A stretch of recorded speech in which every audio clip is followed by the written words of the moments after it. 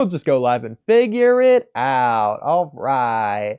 So now that You I have the intro pressed ready? the go live, no, I I mean, just I pressed guess, him just yeah. now.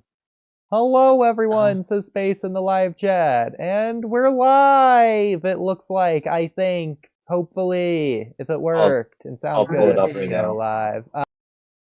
Yeah, looks like it's all good. Okay, so with that being the case, hello. Hello. Well, Yeah, you're live. today I'm joined by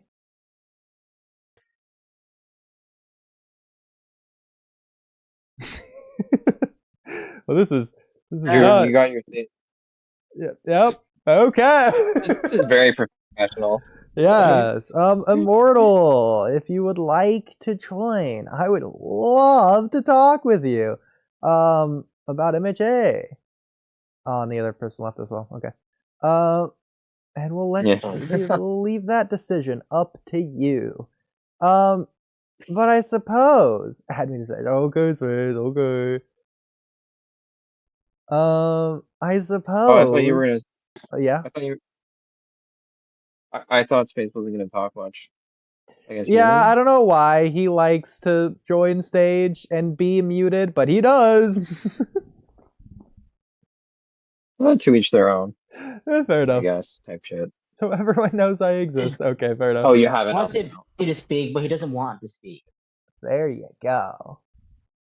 Well, Yeah. speaking of wanting to speak, I want to speak about My Hero Academia. Hey, let's do it. Okay. All right.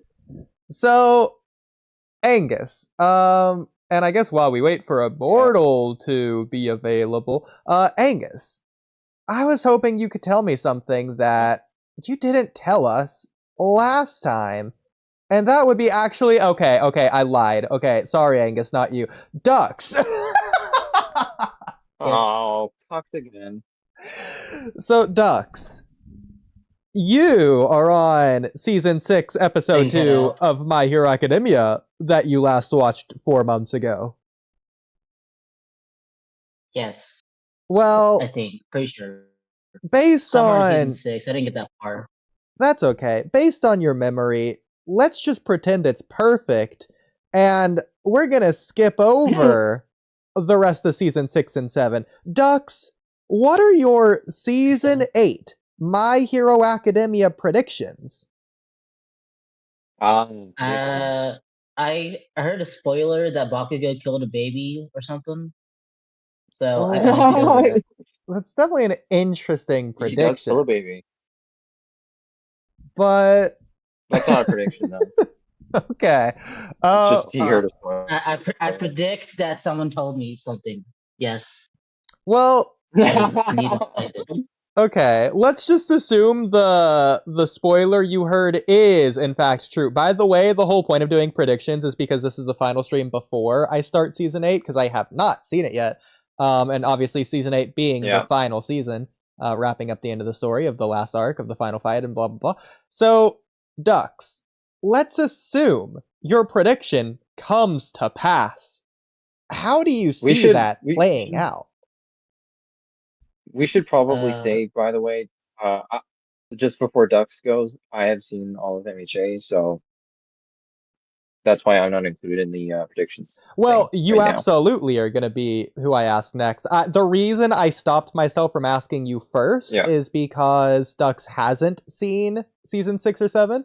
And so I figured if you go first, it'll like guide or lead him towards what could have happened in season 6 or 7. I feel like this is the more fun way. I promise to not spoil I'm pretty anything. sure they're gonna kill the big Aside bad from guy. aside from confirming the baby death. So, how exactly do you think that's going to go, Dux? How are they going I to think do they're all that? gonna jump him. Jump? Okay, so where does a baby killing go? I'm so gonna get the on dust. No spoilers. Yeah, so how does that happen, Well, Dux? I'm When does pretty sure Bakugo do the that? bad guy turns into. Do I go? Yeah, go ahead. Okay, so I think the bad guy is gonna turn into a baby and be like, "You can't kill me. I'm a baby," and Bakugo's gonna be like, "No," and kills him. I could see that word for word. Okay, interesting prediction. I like it. I like it. Considering you're at the beginning of season 6, I'd say your prediction is probably a pretty good one. But getting away from that, I shall neither confirm nor deny. Immortal is immortal here. Your birthday. Hello, Immortal. Welcome. Long time no smell. Gesundheit. So, Immortal, have you seen My Hero Academia? Sadly, no. Okay. So, Immortal, what are your season 8 My Hero Academia predictions? Oh boy. I don't know. Well, You you know, Okay. I know it's a That's blinding valid. darkness, but if you had to take a shot in the dark, Mortal doesn't know anything. you know, you're really throwing the guess- dart and just hoping there's a dartboard wherever in front of you.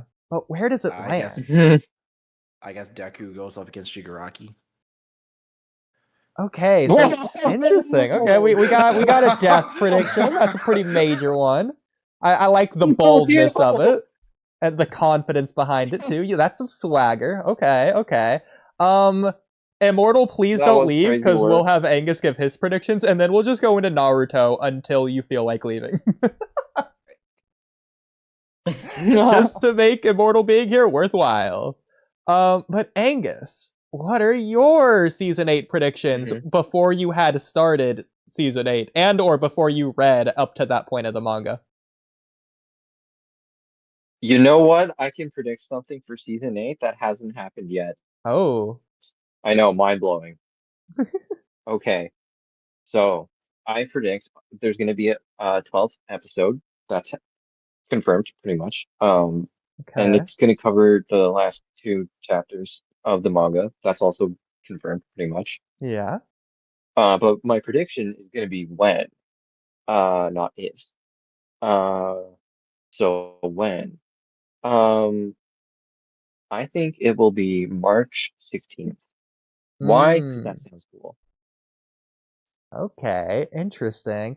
I do know there was some sort of time skip or something at the end, considering I'm pretty sure at the end Bakugo, I think, is the number 1 hero and Deku is a teacher at the school, and obviously that would mean it's several years later because they would have graduated, but that's really all I know on that front.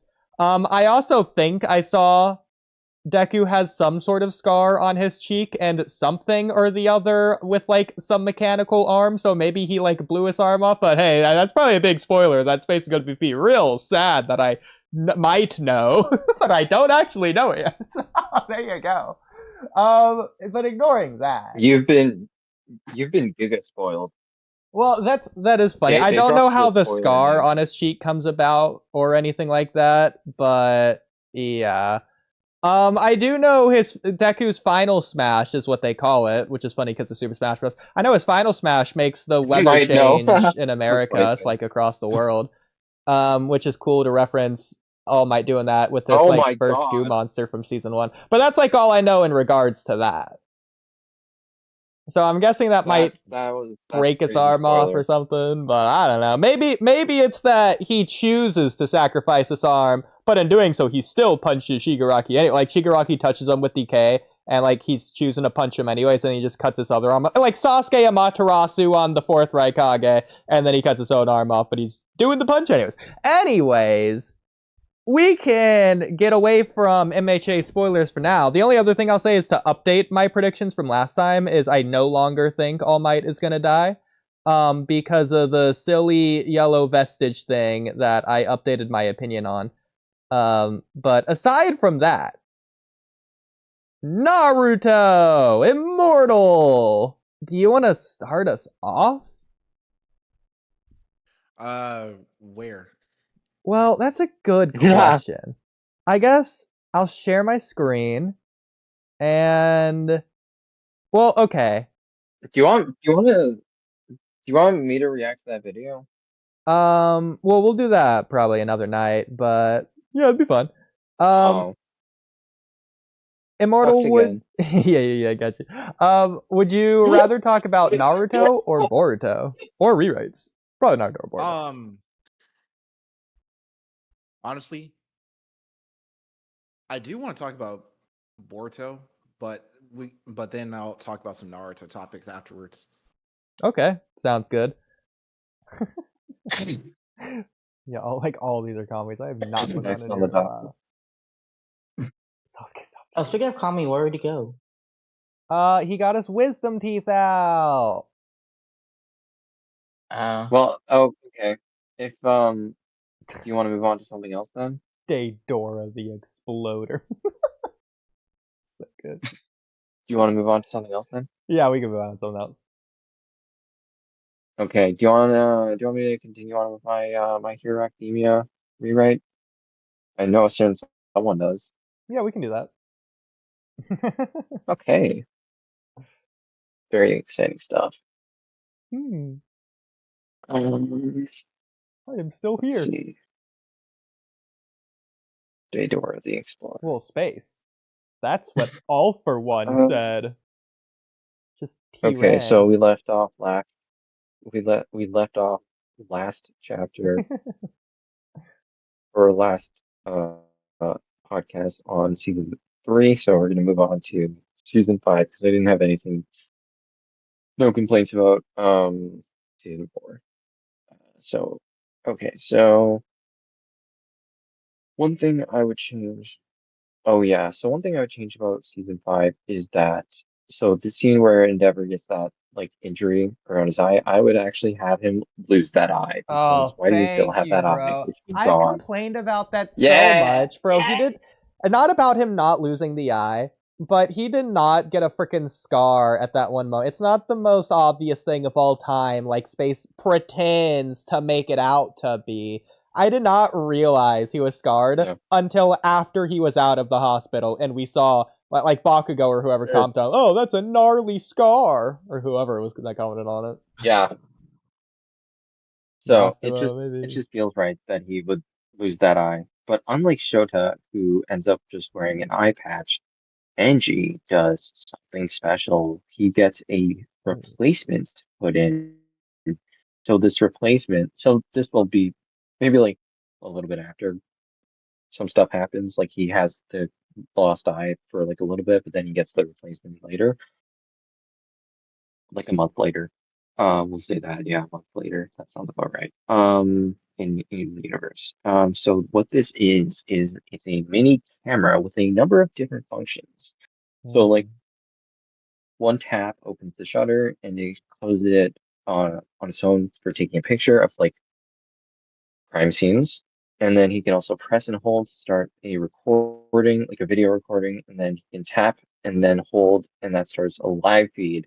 And it may have a number of other functions as well, but I haven't like thought of those. So, fill in the blanks. All That's photos, videos, interesting. and live streams go directly to his phone via Bluetooth. So Bluetooth is in My Hero Academia, obviously. But if he double taps before or after, it will send it to his office instead. So what do you guys think about? Oh, wait, hang on. Before that, one more thing, one more addition. So one finger is for standard or landscape mode, and then if he does two fingers, you do all those different functions with two fingers, and that will do portrait slash vertical mode. It doesn't have a flash because NG himself provides the lighting. So to change the battery, he takes it out. He has to take his eye out physically, and then it can last up to 20 hours on a single charge, and he has like a USB-C charger at home or whatever type shit. So what do you guys think about that? So, if we're doing this, I think it would be really cool if, say, Endeavor loses his left eye. In this case, I think that Kid Toya, when he got hurt, I think he should lose his other eye, his right eye. So they both lost one eye, and I feel like that'd just be like cool for like Sure, symbolic that's in. meaning as well. Thoughts? That's in my rewrite now. Oh, well, there you go. Yeah. And I can lose his right eye. Alrighty, I'm gonna head out, Oodie.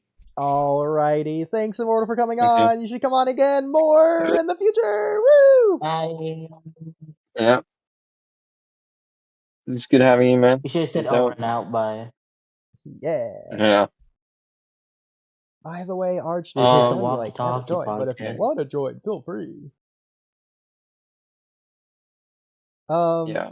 But okay, so if we're going to have Endeavor get a replacement technological enhanced eye, are we going to have Dobby choose to do the same thing, or is he going to choose to keep his eye off in the same way that he doesn't Right. choose to keep his like There's ragged something skin close or to his anything, eye. but it could be kind of cool if he chooses to do nothing. Well, Endeavor, we're not swapping it. No, I don't know what you mean by that. Sorry, please. Um, that's it for season 5. That's all I wanted to change about season 5. It's just that uh, Endeavor loses his left eye because, come on, guys, let's be real. He should have lost his left eye. And that was like, oh yeah, he could do replacement camera thing. Okay, anyways, moving on. Season 6. Oh yeah, Dux, you haven't gone to season 6 yet. So this will be some spoilers. No, I'm I on love how episode that's 2 the of season one and 6. sole only thing you switched in season 5. Yeah. I think at the time of writing this, I was just I was like a lot more I was like pretty much in love with My Hero Academia because I was watching it, and I was just loving every second of it because I thought it was really good. And I still think it's great. I love it. So I wouldn't really change much from Fair enough. that. So moving on. So in season 6, a new character was introduced named Keto, and his quirk is Traject. But weirdly, all that was specified is that it allows him to change a person's direction. So that's weird. They can do that already. So what I would change is that it also has a speed boost, maybe like 120% speed boost to JK reference. That's also the same as gear shift, but I guess omnidirectional boost as well. Well, we'll get to that when we get to that. Yeah. Who's this character again, by the way? When are they introduced? I don't remember them really. Yeah, he's very not relevant at all, but I was just, Interesting. it was in season 6, I forget what episode, Do you but I was just remember watching, if I was it's like, in the War arc or if all it's it in the does is Dark Hero arc? somewhere around there, I don't know, type shit. Okay. This might have been in season 5 actually, but I just wrote it under season 6. I don't know why. I wasn't keeping very good track. They're just that irrelevant. Don't even know what Yeah. season they're in. Yeah. Okay. So yeah. Oh yeah. So one of the things I did in the last podcast episode is that I killed off Best Jeanist, which is everyone agrees best decision ever. Everyone loves it. 10 100%. out of 10 would recommend. Yes. I'd bring him back So just to who do it does- again. Yeah. Let's go. So one problem that creates obviously is like Hawks needs to kill someone to prove his loyalty to Dobby. So I don't know. I guess he makes like he kills someone off. Just Doesn't he say you never trusted him anyway? That's true. I think it's stupid that Maybe he would just prove killed his him for loyalty no by reason. bringing the Oh, I freaking thought like of something. number 3 hero at the time. I thought of something because remember before I said, oh yeah, because Scenario. Miss Midnight, I didn't kill her off when she died in canon because that was stupid. So maybe Hawks pretends to kill Miss Midnight. That can work. So that's how you feel in that. Yeah, that right? makes a lot more sense. See what I was gonna say? I was gonna suggest killing off Ed Shot because he's basically what the next after Best Jeanist is he number 4, I think. Yeah, but that would be too difficult. Yeah, so definitely Midnight. See, I just never Definitely, really definitely cared Midnight. about Ed Shot personally. Oh but yeah. I can see why. I'm not. It's not that I hate him or anything, but yeah. Oh yeah, I actually just put fine. that in there. I put maybe he asked for the head of the current number 4 hero headshot. I actually put that in there, but yeah, Oh, I'm switching to Midnight. that works. Okay, yeah. Midnight makes way more No, sense. I do like Yeah, Midnight more regardless, but yeah. yeah. So moving on. So this is Oh, you know what? I got a really kind of cool idea too. interesting.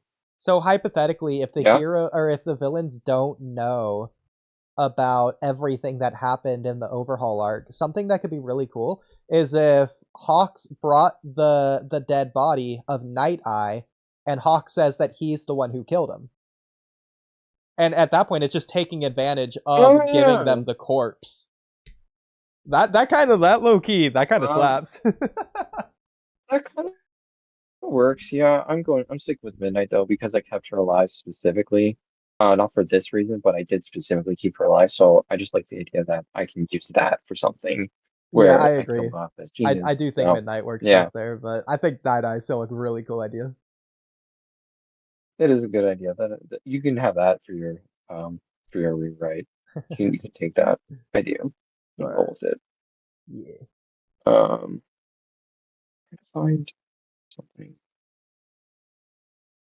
Whatever. Okay, moving on. The next thing is Eri. So Eri's training is described, and one of the things that she practices regenerating is lizards, which is really stupid because lizards can already regenerate. So I just have her practice regenerating other things, other small animals, like rats. Anything would be better than Or lizards. Just rat hamster. or hamsters or birds, whatever. Why lizards, Horikoshi? Why? You chose the one thing that they would not know if it was their quirk or if it was the animal. Obvious. Yeah, she just practices on Um, tardigrades. yeah, exactly. Um, so the next thing, Real quick, I'll add before moving on to the next thing. Space said that the person he would choose if he had to choose one instead of Night Eye, instead of Midnight, he would choose Gran Torino. oh yeah, Um, that's a good idea. I'm not gonna add that. I like my idea better. But that's not a bad idea. That'd be cool. Okay, moving on to the Dark Deku arc. Let's go with the important stuff. So Dark, oh yeah, so I mentioned this. I think I mentioned this to Space earlier, but the Dark Deku arc takes place. So there's going to be like a time skip. So it takes place in year 2 of Class A. So Deku technically didn't graduate, but they did move on to year 2. So there's like a bit of a time skip there for Dark Deku arc. So I think that's cool. That's good, yeah. Yeah, there was something else I thought of. The red armbands he wears are actually an improved version of the prototype Melissa Shield made for All Might, so I'm just gonna make that's like an explicit thing. And she made them during the summer break. So she made them during that time skip, and they were completed in September, which would be when the Dark Deck War sort of starts. So it Mm. took them a while to ship through. Oh, sorry. It took them a while to ship though, and Toshinori gave them to Midoriya as like a birthday present, I guess, or whatever, or just a gift for his leaving, for his quote unquote graduation. Okay. Um. Oh yeah. So here we're going to one of the, we're getting to some juicy stuff. Okay. So I did not like the way he dealt. Oh, by the way, did you guys have any comments on anything I said that just thus far? Or we're good. No, I think that's good. Okay, moving on then. I didn't like the way he dealt with her name is Ippon Chose, I guess, or like ordinary woman. She's the girl, the tall girl, heteromorph. I didn't like the way Oh, he yeah. dealt with the situation with her in episode 20. So all I would change is that when he enters the scene, he carries her with her away from the bad guys. So like a superhero would do, like Spider-Man, whatever. Um, as it stands, it looks like he lost control and overshot it, which is amateurish. So in my version, so he actually grabs her and then drops her off where he landed, which is like a few yards away from them. Um, uh, and then he steps between her and the assailants. And I wrote some dialogue here. So he asks, "Why were you attacking this woman?" And one of the gunmen says, "Can't you see? Look at her. She's a monster." So Izuku looks back at her, and then he looks back at them and says, she's cowering in fear. She was running away from you guys as you attacked her. The only monsters I see here." Then he pans to them with angry scowls on their faces, and he points at them and he says, "Are you?" So the only monsters here are you. I just added some extra stuff in there. No, go, leave this area and leave this woman alone. But they don't go. They stand their ground. And he looks at her and he says, "Close your eyes, lady." And she says, "Oh, okay." And then she puts her hands over her eyes, but she lets a little light through. So she peeks through them once he leaves her side. And so she can watch through the finger slits. And what she sees horrifies her. She watches as he absolutely destroys those three bastards. And Deku walks back to her and holds out his hand and says, "I'm sorry you had to see that. It wasn't my intention to kill them. Are you okay? Are you hurt?" And she says, "No, I'm fine." But she's obviously like trembling and whatnot. And there's a palpable silence between them as they move to a different location away from the crime scene because Deku just murdered three guys. So what do you guys think of that? Because it's Dark Deku. That is a lot. I appreciate the full rewrite, not just the concept, but like the dialogue, the action, the sequencing, everything there. I feel like it might be. I know it's Dark Deku. I really tried my best with that. Yeah, no, I could tell that was a good one. That was a good one. I know it's Dark Deku, but I don't know if I feel like killing three just guys. That's a little bit far for just to do that. I know, but again, he now has a taste for blood. He now has a taste for blood, man. What can I say? It's Dark Deku. He doesn't have a no. So Deku doesn't have a no kill rule, unlike some superheroes. So it's not like it was ever off the cards. I feel like he'd be willing to lump those also, three guys in with the rest of the prisoners, but he's not even killing the other prisoners. He's locking them up with Dark Whip or whatever and letting the police get to him. So I feel like he would just put them into Tartarus, as funny as that is to say. I also just, he is depressed in his mindset. He's not all there, so to speak. And I also feel like he needed some blood on his hands. Let's be real. That Dark Deku as it stands is not a very dark, quote unquote arc, but if you murder some guys, then it would be. So Space said something. More specifically, the Dark Deku arc have this time skip. Go ahead. Oh, I said, what if he just like disfigures them instead, but they're still alive? Nah, he kills them. He murks them. He 86s them. They're dead. Blood on his hands. But he doesn't care. Okay. But blood on his hands, but he doesn't care is going too far definitively for me. That's a lie. He's crossed it. I know I crossed the line, but he doesn't have a no kill rule. So I have to respond to Space though. So Space said, why does it have specifically Dark Hero arc? Why does it have to be time skip? I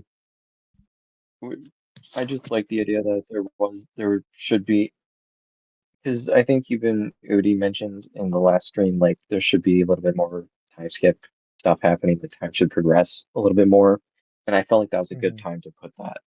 So it's not a very large time skip; it's just a couple months. Yeah. And I do think that arc should be longer as well, both in universe and episode wise. Yeah. I'm commenting on everything. Wait, what? Oh, what? I do think if we're doing this, Izuku killing civilians. So this is hypocrisy, isn't it? Like Izuku this isn't killing muscular. not like this idea. Yeah, sorry, Space. It is what it is. I'm not changing my mind. I like it too much. A lot of his hands, but he doesn't care. So I would be okay with this if, and only if, Mhm. he did kill Muscular because of the whole, like, Nana, oh, what if they're irredeemable? Are you willing to kill them? So he kills Muscular, so he's more willing to kill, and then he realizes that these three guys are also irredeemable, but then you have to make them not just three random Yes. guys, they have to actually be, like, really, really bad. Like No, they I'm not kill gonna rewrite babies them. and eat grandma. Nah, I'm not gonna rewrite them in any particular way. They're just three bad guys that he murks. Well, but that's the thing, because I think the scene is good in concept. It kind of falls flat in execution because it's weird how it tries to do things but doesn't really do them. So first of all, despite what the series says, those guys aren't hating on her because she's a heteromorph. They're hating on her because, as we see at this point in time, the civilians are I practically obsessed with stopping the villains, and they aren't relying on the heroes. They want to take it into their own hands. The reason they're going after her is because they think she's a villain, because she's out at night, past curfew, dressed in, like, villainous clothing or whatever. It didn't even have to do with her heteromorph appearance. That wasn't even a part of it. I made that change. I made that decision. So there's the reason, right? They're racist. That's why he murks them, because they're racist. Exactly. Yeah, and that's what I think it should Okay. be. So In fact, Racism is my I think favorite. it should be farther than that, to where they want to do bad things to her that are beyond just racism, and Deku has a zero tolerance for anything like that. Yeah, okay. They also wanted to rape her. Okay. You happy now? Yeah, I was gonna say it. Okay. Well, I said it. Well, you So did. it's very justified murder. What about selling her organs on the murdered her black in real market? life. Oh, selling her organs would be another crazy one as well. Yeah, could do that. Also, yeah. Hawks murdered what's his face? Uh, the guy. Who? God, guys, I'm blanking here. Can somebody please? There's a lot of What guy? guys. Like, what Could does you he be a look little like? bit more specific? Yeah, Hawks killed twice. Yeah. Okay. Hawks killed twice, and most people forgive him for that. So there you go. Anyways, moving on. Space has said some other things. Oh, you see my messages again? I didn't, because I'm not. I'm fine if Izuku beats them very brutally, but actually killing them is too far. Yeah. Yeah. Oodie was saying that too, but gotta be done, man. I also I Yeah, think it that would was that be wasn't. more justifiable if Deku is learning from Nagant and Hawks into this, like, darkness, like he's Yeah. becoming the next, Yes. like their successor in a way. My only concern with Yeah. that would be well, first of all, I think you'd have to do more with Nagant, because the way it is, it's Yeah. Nagant learning from Deku rather than the other way around for the most part. So in this case, it would Yeah. be it would be more like the Naruto Nagato relationship, to where Nagant is the teacher to Deku, teaching him, like, her ways. Oh, you can't always be like this. In which case, you might even remove Yeah. Nana's line and give it to Nagant instead. That might be more impactful for Oh. having Deku kill in this arc. Isn't that cool? Isn't that cool? I think I might like that better. But then, No. same with Hawks. I feel I like. thought of something that reminded me of something. Oh yeah, go ahead. No, that's spoilers. Oh, okay, never mind. But something Space does is wait, were you gonna say something?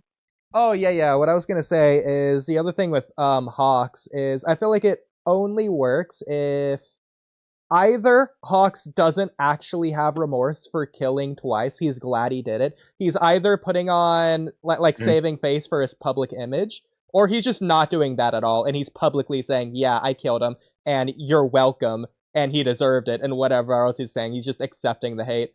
So he's either doing that, or we just have to switch the Dark Hero arc and the First War to where Twice dies later by Hawks. Yeah. That's just another possibility, but yeah. I didn't implement getting that. Yeah, that's fair. Sorry to say, but no. So so something else. So moving on to some more things that Space has commented on. He says again, Batman and Spider-Man wasn't going that far right away. Fair. But this is season 6, Deku, and this is after time skip as well, so it's not right away.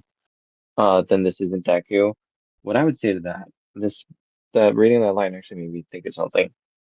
Dark Deku is that's the point. It's not Deku. He's abandoned his values. He's lost his mind to some degree. And he needs to So be does he reined in. just like And this is one of the consequences of that. So that's what I would say about that. But you go ahead, what are you saying? oh, I was gonna say like does he just like get away with the murder or like he just kills 3 people and Yeah. nothing happens to him? Yeah. Because Kind of funny. heroes also have like permits and shit. Um But he's so not if a they're hero yet. um also the it doesn't get like caught by anyone besides the lady he saved and he did save her life. So like no one else was around. It was like very I mean the scene was like dark and rainy and it was night and whatnot, so there weren't any cops around. So he got away with murder. I guess there's no street Darn. cameras either. Uh, I they're they were looking away.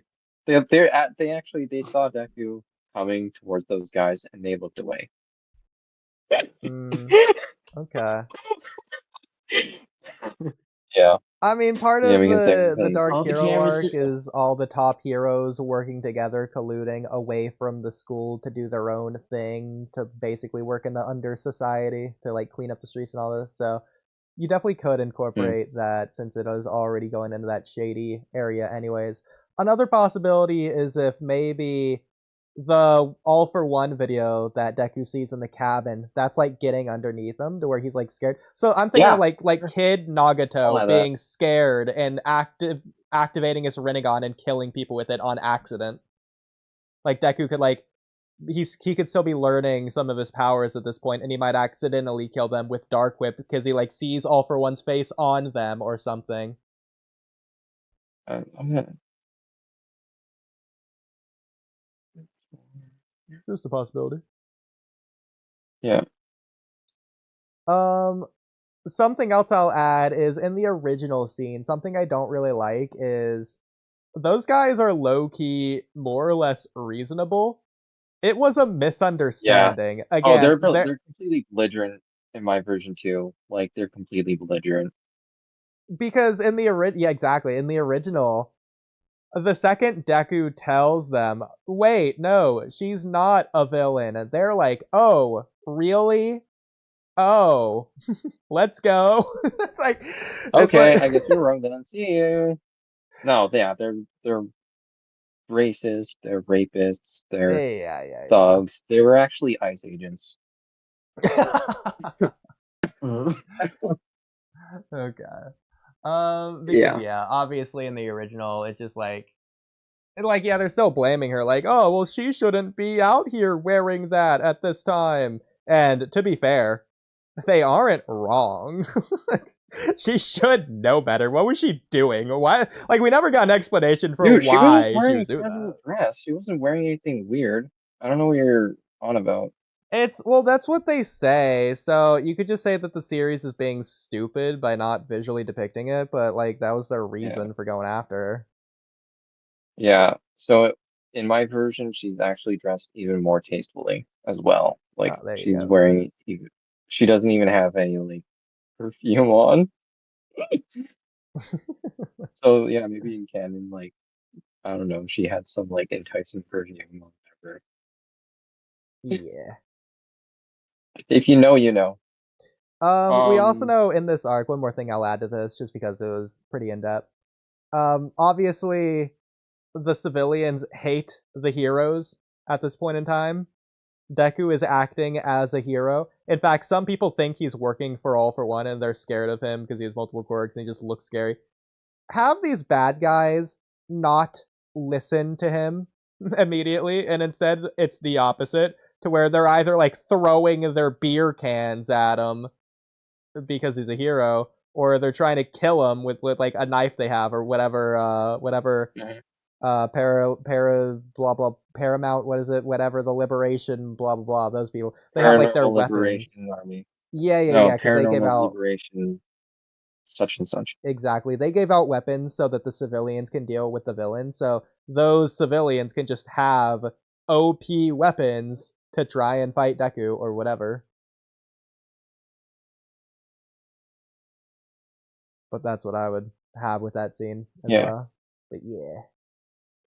Okay. That's not bad, but I'm not going to add that to mine. Okay. But moving on. Yeah, moving on. Okay. So I wrote some more dialogue. Oh wait, I should respond to stuff Ray said before moving on completely. So, but even if they are racist, Deku wouldn't just kill them. Again, they're racist, they're belligerent, they're rapists, they're thugs, they're ICE agents. So yeah, this is getting a little edgy. It's Well, supposed to be ICE edgy. That's the agents whole are point. like under the law, though. Okay, I say ICE agents with like tongue in cheek. It's like if you know, you know. Okay. Yeah. Hawks killing twice, that's very different. Yeah, but I'm just saying there was a hero that murdered a guy in the story already, so Hawks was trying to save twice, yeah. He killed him because he has no choice. Also, the other one for all users would probably not let Deku kill them like that.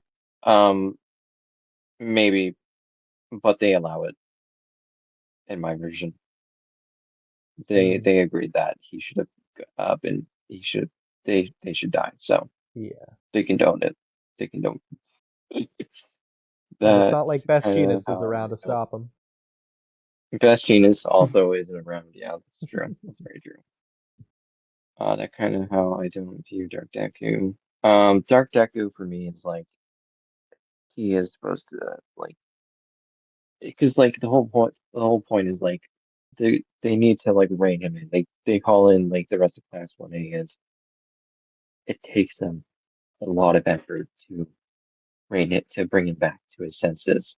So Yeah, again, because is it vigilante work that he's doing, or was that designated official hero work?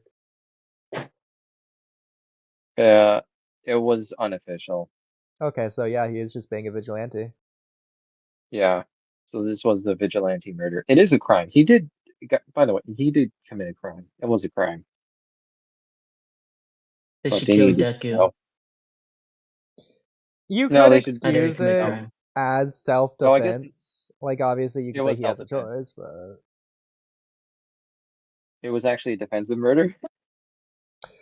It was Space, it actually doesn't manslaughter, not matter murder. if they have Maybe. their hero license or not. If it's like not official hero business, then they are working as vigilante. Same as Ida when he went to go kill Stain.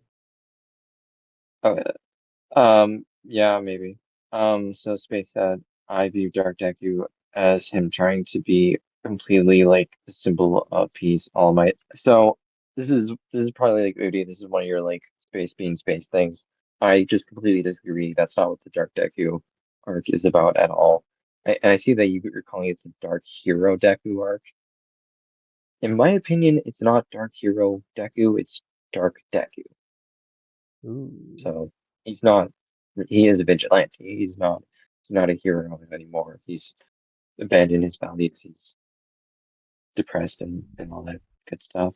Hawks was trying to keep Twice alive, but Twice kept persisting and Dalby pierced. So Hawks was left with no choice. This is Space saying this. Um, Hawks was left with no choice but to kill Twice. And this is something Udi said to him, which is like he did have a choice. And I agree, he did have a choice. He did choose to kill Twice. Because that's the point, and the story's telling you that Yeah, anyways. He did not have to kill him. yeah, It's not like uh, like he's excusing it, like, oh, I had no choice. Like nobody's saying that, not even Hawks. yeah. Space went on to say, I would be fine with Deku killing villains, and I mean only the assassins want all for 1 cent. After the You Are Next video. You mean movie?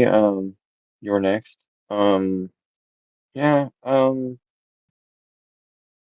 not like a, I'm not like a fan of Deku killing, and he's not either. It was just something that in his mind had to be done because they were pieces of shit. Uh, those 3 guys. Usually at that point, Izuku is completely reaching his breaking point. Yeah, exactly. He is he is broken. I posted the panel. This is crazy. I also personally feel like Deku killing those guys just removed the sweet moment of Deku and the woman. Damn it. Um, it's the in my rewrite, it's not sweet yet, but Mm.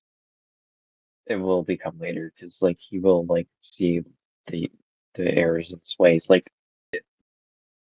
it's supposed to be like, and another thing as well is like maybe Deku sees what the villains like. He's sort of like goes where the villains went. You know, it's like that thing where with bad memories, like if I go to that place, well, Deku went to that place and he came out the other side.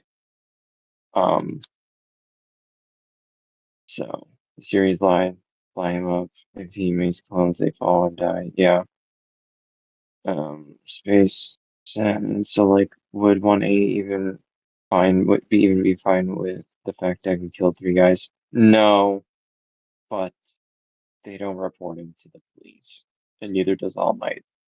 They don't report him, but they're not okay with it. But Yeah, I it's mean just that's one still of those their things where, friends. Like it's not like Class A yeah, was fine with Ida going to go kill Stain.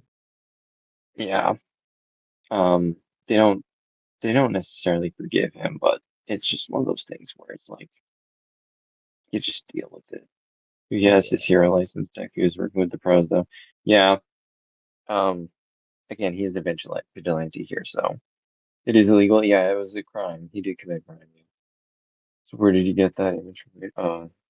Um, yeah. Okay, so Space's most recent picture of All For One saying "Now it's your turn" and the cabin exploding. I do think, because just going back to that, since I did say that earlier, I think it'd be yeah, really cool is if Deku viewed these guys like he's so scared of All For One that these guys are going to be like, "All right, fine, you don't want us attacking her. Well, then now it's your turn." Like it's going to be the same thing that All For One says, and then maybe one of their tools has an explosion to be even more similar to the cabin, and like Deku's gonna like activate Dark Whip out of fear, and it's just gonna like choke them or something.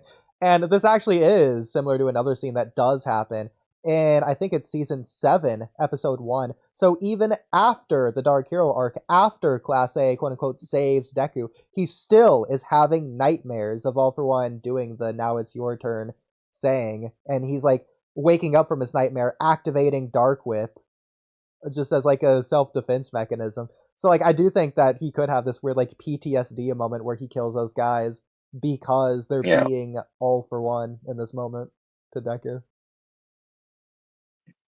He's just terrified.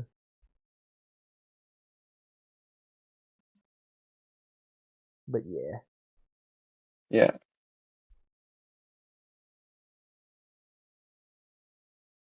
Okay. Moving on. Um, so they go to that the other because they moved on to a different street. In canon versions also, he says, "This may not be my place to say, but I'm gonna ask anyway. Why were those thugs attacking you, and why are you walking around out here?" And she then explains the situation.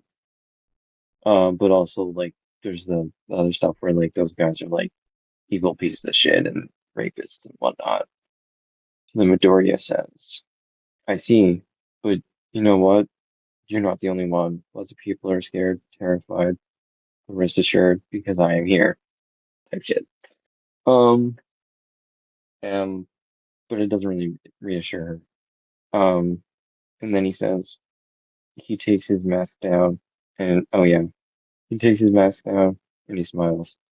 And then she says, "Do you think things will go back to normal?" And Midoriya puts his mask back on, and like there's like he looks serious, and he's like, "I'll make sure of it." Uh, and there's like a darkness in the tone of his voice when he says that. But then things proceed more or less like normal. From there. Well, except for one thing, which is that the pork cutlets that he gets from All Might, they were actually made from his mom. Like his mom made them. Because I was like, why didn't she make them? So she made them in Red version. So why not? We all agree, yeah. Good Yeah, change, no, good that change. sounds like it fits perfectly, and especially with Yeah, Deku's dialogue there. Like it's almost like yeah, one for one, what I would expect. yeah, exactly. Deku also kills Muscular, aka Goto Imasuji, in their rematch. Yeah, so when they have the rematch, Deku kills him as well. Yeah, So Space knows I've complained about that fight a lot because it's just not doing anything special at all. It's doing the one thing it set out to do, and that's it. And I thought the first muscular fight was yeah. the best fight in the series. So Hmm. Yeah, so yeah, I agree. I think it didn't do enough, and I think he he needed just a little bit more blood on his hands. mhm. Um, so And and who that wasn't better? like that wasn't because he lost his mind. That was like out of rage and and whatnot. So I got that wrong. He had lost his mind for the muscular fight, but during the three guys and the lady, um, he lost his mind in a different way. He also didn't. He also wasn't sleeping very well for the last 3 weeks beforehand for that one. Another So he was like, possibility. This one is a bit yeah, of a change, but you could have those three guys not necessarily be underlings of All for One, but we know that All for no, One gave a lot of people quirks. So he could have just given them quirks at one point in time, and they could have been using that no, against they didn't, Deku. nah, No? nah, nah, Okay. nah. I didn't want to rewrite them too much, just to make them more evil. Is all. So Yeah, fair enough. that's a good idea, but you can have that idea. That's your idea for Okay. your rewrite or whatever. Yeah, yeah, yeah, yeah. Moving on. Moving on. The third bearer's power seems a lot like oh yeah.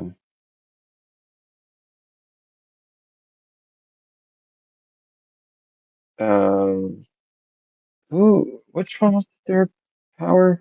The Oh, third, that's oh the yeah. redhead guy with Fa gene or whatever, I think. Yeah. I think I was getting at here was like uh I was just like confirming that that's what he was using when he was using the superpower quirk, which is whatever.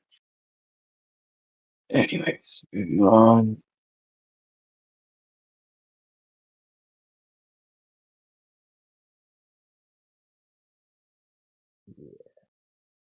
You got more on there? Oh yeah. Oh yeah. Oh yeah. Oh yeah. So here's something. So in One for All's Inner World, they discuss why Yagi was able to live with. So I mentioned before that I was gonna get to that thing. So Yagi's quirk. They discuss why Yagi was able to live with the quirk for so long. Since I gave Yagi, that's All Might. Since I gave Toshinori Yagi I gave him the quirk Air Force, the original explanation doesn't work. So there has to be some other explanation. Luckily, MHA provides. So Yoichi says it's because of his buff form. See, Yogi's quirk was Air Force. Like Shinomori, Yogi trained his body relentlessly, but the reason he was able to last longer is because he had a cheat code, essentially. The cheat code was his buff form. Midoriya. Oh, I get it. After the embers of One for All side of him snuffed out, he was still able to use his buff form, though he could only maintain it for a minute or so. But I don't have that ability, so it must not be a quirk. Shimura, that's correct. As you probably already know, quirks are derived from quirk factors. These are mutations in a person's genes that express themselves in the form of these uncanny abilities we call quirks. However, Toshinori's buff form is not derived from a quirk factor. Midoriya, wow, really? But how do you know? Shimura, we took a DNA test, of course, and the results came back that the only quirk factor was for Air Force. So why the buff form? Well, this is a theory Toshinori and I came up with. Not even he was sure about this. And they're all transfixed right now. Our theory is that it wasn't derived from a mutation in any one gene, that is to say, the base pairs, but rather in gene expression. See, our bodies are quite complex. Though every living being on this planet is complex, genes aren't the only thing that control our body's functions. RNA, proteins, lipids, carbohydrates are all essential components for life to exist. But also hormones interact with the system as well. We aren't entirely sure, but we think it has something to do with hormones or one of those other factors mentioned. It could even be the it could even be it was his DNA was folded. Oh, it could even be the way his DNA was folded or his blood type. All the DNA tests for is the DNA itself. It doesn't check for these other factors. Once quirk factor was ruled out, we decided not to take any more tests. It was too expensive and not worth it. Oh yeah, there was one other theory from Gran Torino. He suggested it might have something to do with the pituitary gland and endocrine system. However, that's getting a little too complicated and you can take notes while in here. Besides, it's all speculation anyway. It's not like it matters a whole lot. Though if you ask me, I find his proposal the most likely. Yoichi. Well, there you have it. Whenever Yagi used his quirk, that is, one for all, he'd always enter his buff form first. This made his vessel strong enough to handle all of power. Like I said, it's a cheat code.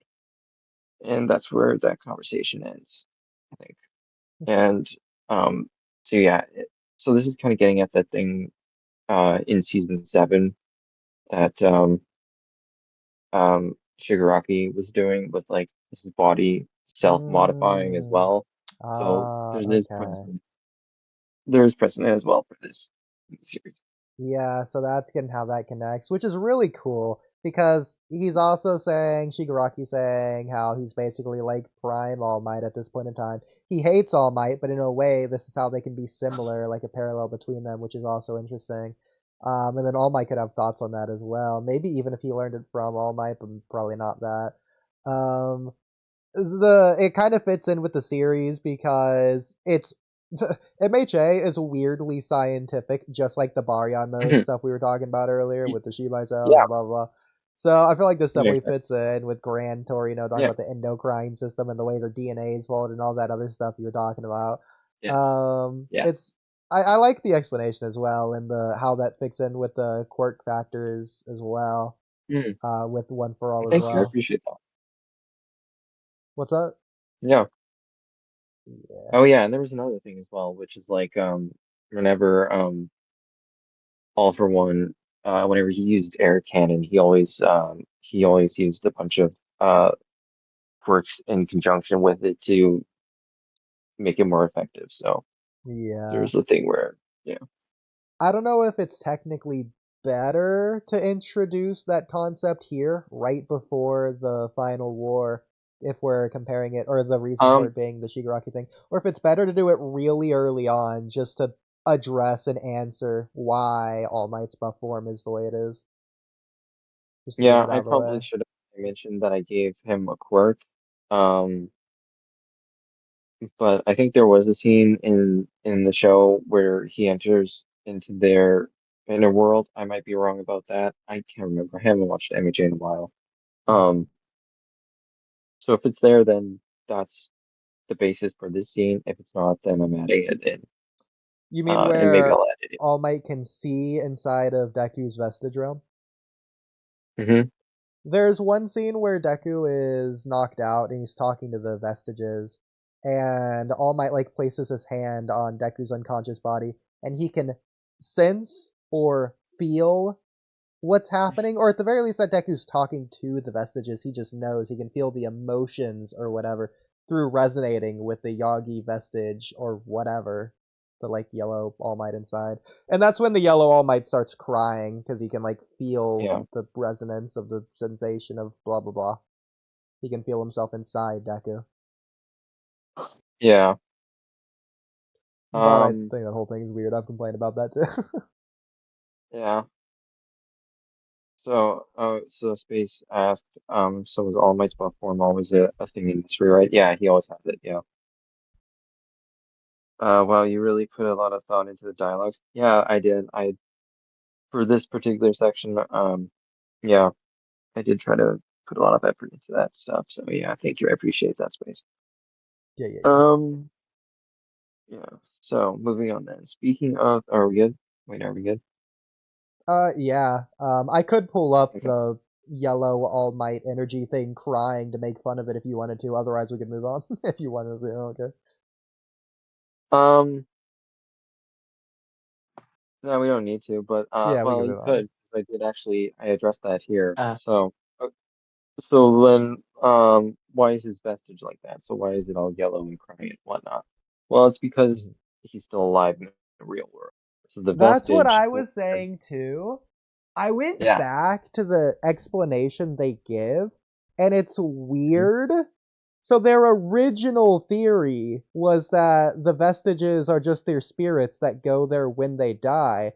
But then All Mhm. Might's yellow vestige thing being there debunked that theory. So the theory was wrong. Yes. It isn't their ghosty form or whatever. So their new idea is that it was like the consciousness or whatever, and the reason that they're in their form, whereas All Might isn't, is because they all had quirks, All Might didn't, and that's why it's Mhm. like that. Which I don't know why Deku would be there, the form is, or whatever, but it feels Yeah. weirdly, wrongly Yes. plot conveniency weird. I don't know. So, Yeah, I agree. So I changed it so that the vestige hasn't fully manifested yet, because he's still alive, and that's the only yeah, reason. I completely agree. That's how Um, it should be. Because that was the whole basis of my premise yeah. for why I thought All Might was going to die originally. Because I figured Yeah. that all the yellow vestige, whatever, was going to turn into All Might when All Might dies, and then All Might was going to like cheer him up inside the vestige realm or whatever, so he can have that mental lamp to fight Shigaraki. Blah blah blah. Now I don't think that can happen. If All Might dies, then it stays the yellow vestige form regardless. I think in canon, technically, I think, but I actually don't Nope, know. Um, you don't know. yeah, I Also don't in know. Yeah. season 8, when you get to that part, you were gonna be like, "Oh my God, Angus is such a genius. How did he think about this before it was revealed?" So that's that is a major spoiler, but you're gonna think, "Oh my God," All right. because I wrote this before season 8, obviously. So Yeah. Yeah. yeah, I'm a genius. I know. Thank you very much. Speaking of One for All and changing quirks, I'm gonna make a pretty comprehensive retcon. And I am calling it retcon here, which is kind of interesting, but that's what I did. So the quirk Yoichi was born with was not quirk bestowal, but power stock. The reasons for this change should be pretty obvious. Power stock is way too good of a quirk for his older brother to give him. I also feel like he would have been able to detect that Yoichi had a quirk in him that was similar to his. So I also feel like, and I think this is Yeah. season 7 stuff, possibly season 8. I don't know. I can't forget. I also feel like um, Power Stock should be unique to Yoichi.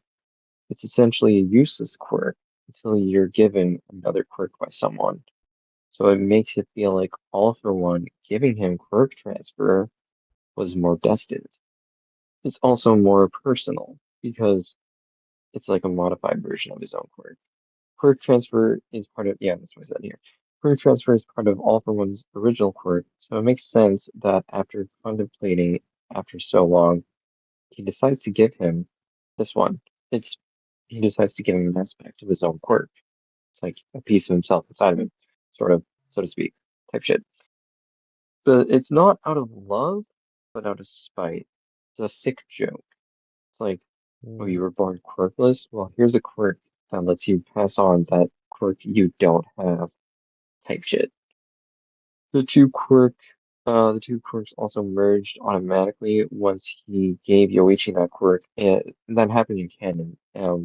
But he gave him the Power Stock quirk, which is weird that like he gave him a quirk that would then fuse. So instead, he already had the quirk that was meant for fusion. So when All for One gives him quirk transfer, it automatically binded with Power Stock because that was the purpose of Power Stock. That was already inside of him, type shit. So what do you guys think about that? I have my own theories as to why All for One gave him the power stock, because it has been confirmed as up through season 7. I'm hoping it gets answered more in season 8, if not outright, then at least more hints as to why. I'm just a little bit skeptical that they're actually going to do that. You obviously know, I don't know. But as of right now, it's not like it's the most ambiguous thing in the world. What you said probably is the interpretation to go with. Yeah. So just making So that canon. Space that out of spite. You can ignore that. It doesn't have to be on the spite. That was basically a joke I wrote in there. Yeah, I'm no, actually it's fine. completed. Either way. Yeah. I think it's cool though. No, I'm fine with that. I think that it's also a lot more like the Naruto series. Arguably, it should be that way, to where it feels a lot more like the reincarnation, cycle hatred, blah blah, with Indra and Ashra. If it's more like that, what you described, to where the first user has the power charge quirk or whatever. The Power Stock. Yeah. Sort of, kind of, a little bit, if you want to think about it that way, I guess. Kind of, sort of, type shit. I mean, I definitely like Naruto, so I'm down. Yeah, it's not exactly like that. That wasn't Yeah, that I didn't write it with that in mind. I'm sure, yeah. Moving on. So why didn't it Hold on. do that one? Oh yeah, so why didn't oh yeah, this was another complaint I have. Why didn't Power Stock work when All for One had it? Shouldn't he have given Yoichi all of his stored up quirks when he gave him the Power Stock quirk, right? It just doesn't make any sense. It makes more sense to me that he initially couldn't detect anything because a stockpile quirk is essentially useless until you're given another quirk. So it fits his character more too, in my opinion. He was hiding this thing unintentionally. Um, Perfect, right? Right, we all agree it's perfect, right? Yeah, okay. I mean, it gave me an So idea, Yoichi a cool way of that what they could do. It's just like as a nod to the final fight of the series going in season 8 of All Might versus All for One, where All Might's quirkless fighting against All for One, and also a nod to the quirkless Deku of like, what if Deku stayed quirkless? It'd be kind of cool if Yoichi, the first user, was born quirkless, and then I guess somehow or some way, I don't care how you write it in, but you write it into where it's fine. Yoichi somehow is fighting his brother despite being quirkless, and he's actually doing good because you're gonna write it in that way to be that way because he's a true hero, and he's just gonna like pull a Minato and split All for One into 2 different quirks so that All for One gets his half, which is known now as All for One, and then Yoichi gets One for All, and you could just go from there. It's like splitting the Nine Tails in half, kind of. That's not a bad idea. You can have that idea. I'm not going to take that idea. That's your idea for Yeah. rewrite. I'm not adding that to mine. Yeah. But it's a good idea. That's not bad at all. Thank you. So Yuichi was the only person in history born with that power stock quirk. No one else had or will have it, except for those he transfers it to, making One for All completely unique. Then I got excited. I was like, doesn't this work so well? Oh, and that could be why All for One wants that quirk, because it's the one quirk he can't get. Genius. I like that. Yep, right. That's smart. Yeah. That's smart. Another reason. All for One wants it so bad is because of how unique it is so that was the thing, right? Is like if someone else if one if all for one had obtained power stock and someone else had it, which means someone else had the capability to do this thing that was supposed to be started by Yoichi. So yeah, absolutely. It needs to be unique. It needs to be Yoichi thing. So yeah, I know we all agree. I know I'm a genius.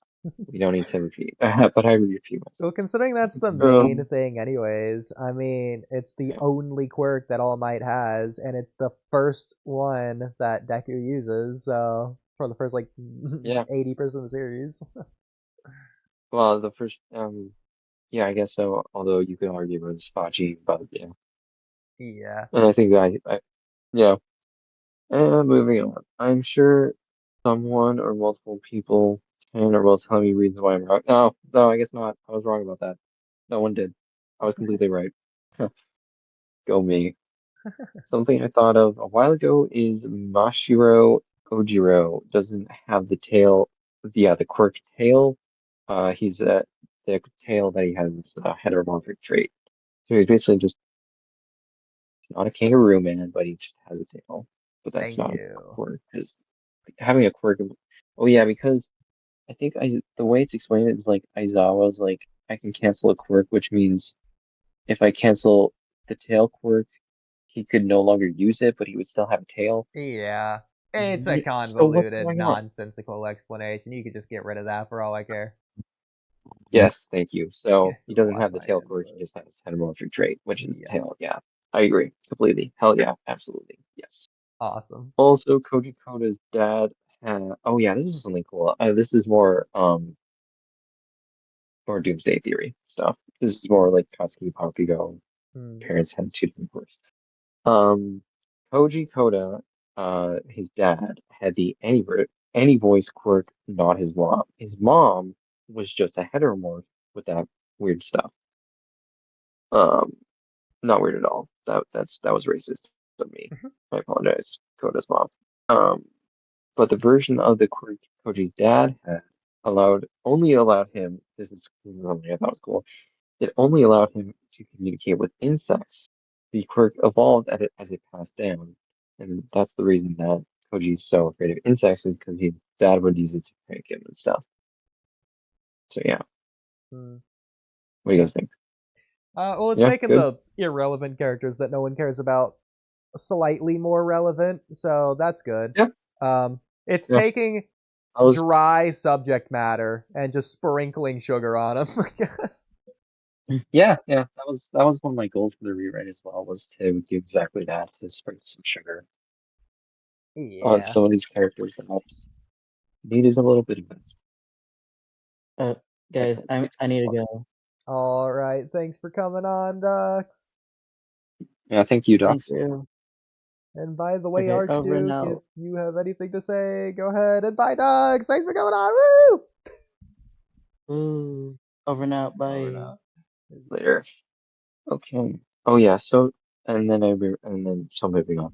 Similarly, Hawks' mom had the weird eye quirk. His dad had red wings, but they weren't just heteromorphic traits. They didn't have any extra powers aside from flight. The merged. Oh yeah, they merged into the form Teenage Wings because her ability was like telekinetic with her eyes, so the ability to control a part of herself. And his dad had the wings, so. I think that was in canon. I'm pretty sure I didn't change anything with that. Sorry, what's the mom's eye quirk? I Mm. don't remember this at all. Yeah, okay, well, I think his mom is shown as having like a weird eye quirk with telekinetic powers. I have no idea. I I mean, I think. know Inko has something Okay. kind of like that, but it's obviously not Hawks' mom. So. Yeah. Well, in that case, just pretend I added that and that's cool. And that you love it. Yes, All yes. right. Okay. You're the new Horikoshi. Um yeah, moving on. This is a big one. The one for all quirk Danger Sense has evolved since Hikage Shinomori had it. Hikage's was just basic form, just pings him whenever there's a threat nearby. The improved version that Deku has tells him location, trajectory, and speed of the threat. It can't tell him if it's the source or it came from. Oh yeah, it can't tell him if it is the source or if it came from the source, though. So for example, it will warn him about a bullet, but it can't help him locate the sniper type shit. Hmm. And you said this is the stronger, upgraded version of the quirk? Yeah, exactly. So what's the weaker version then?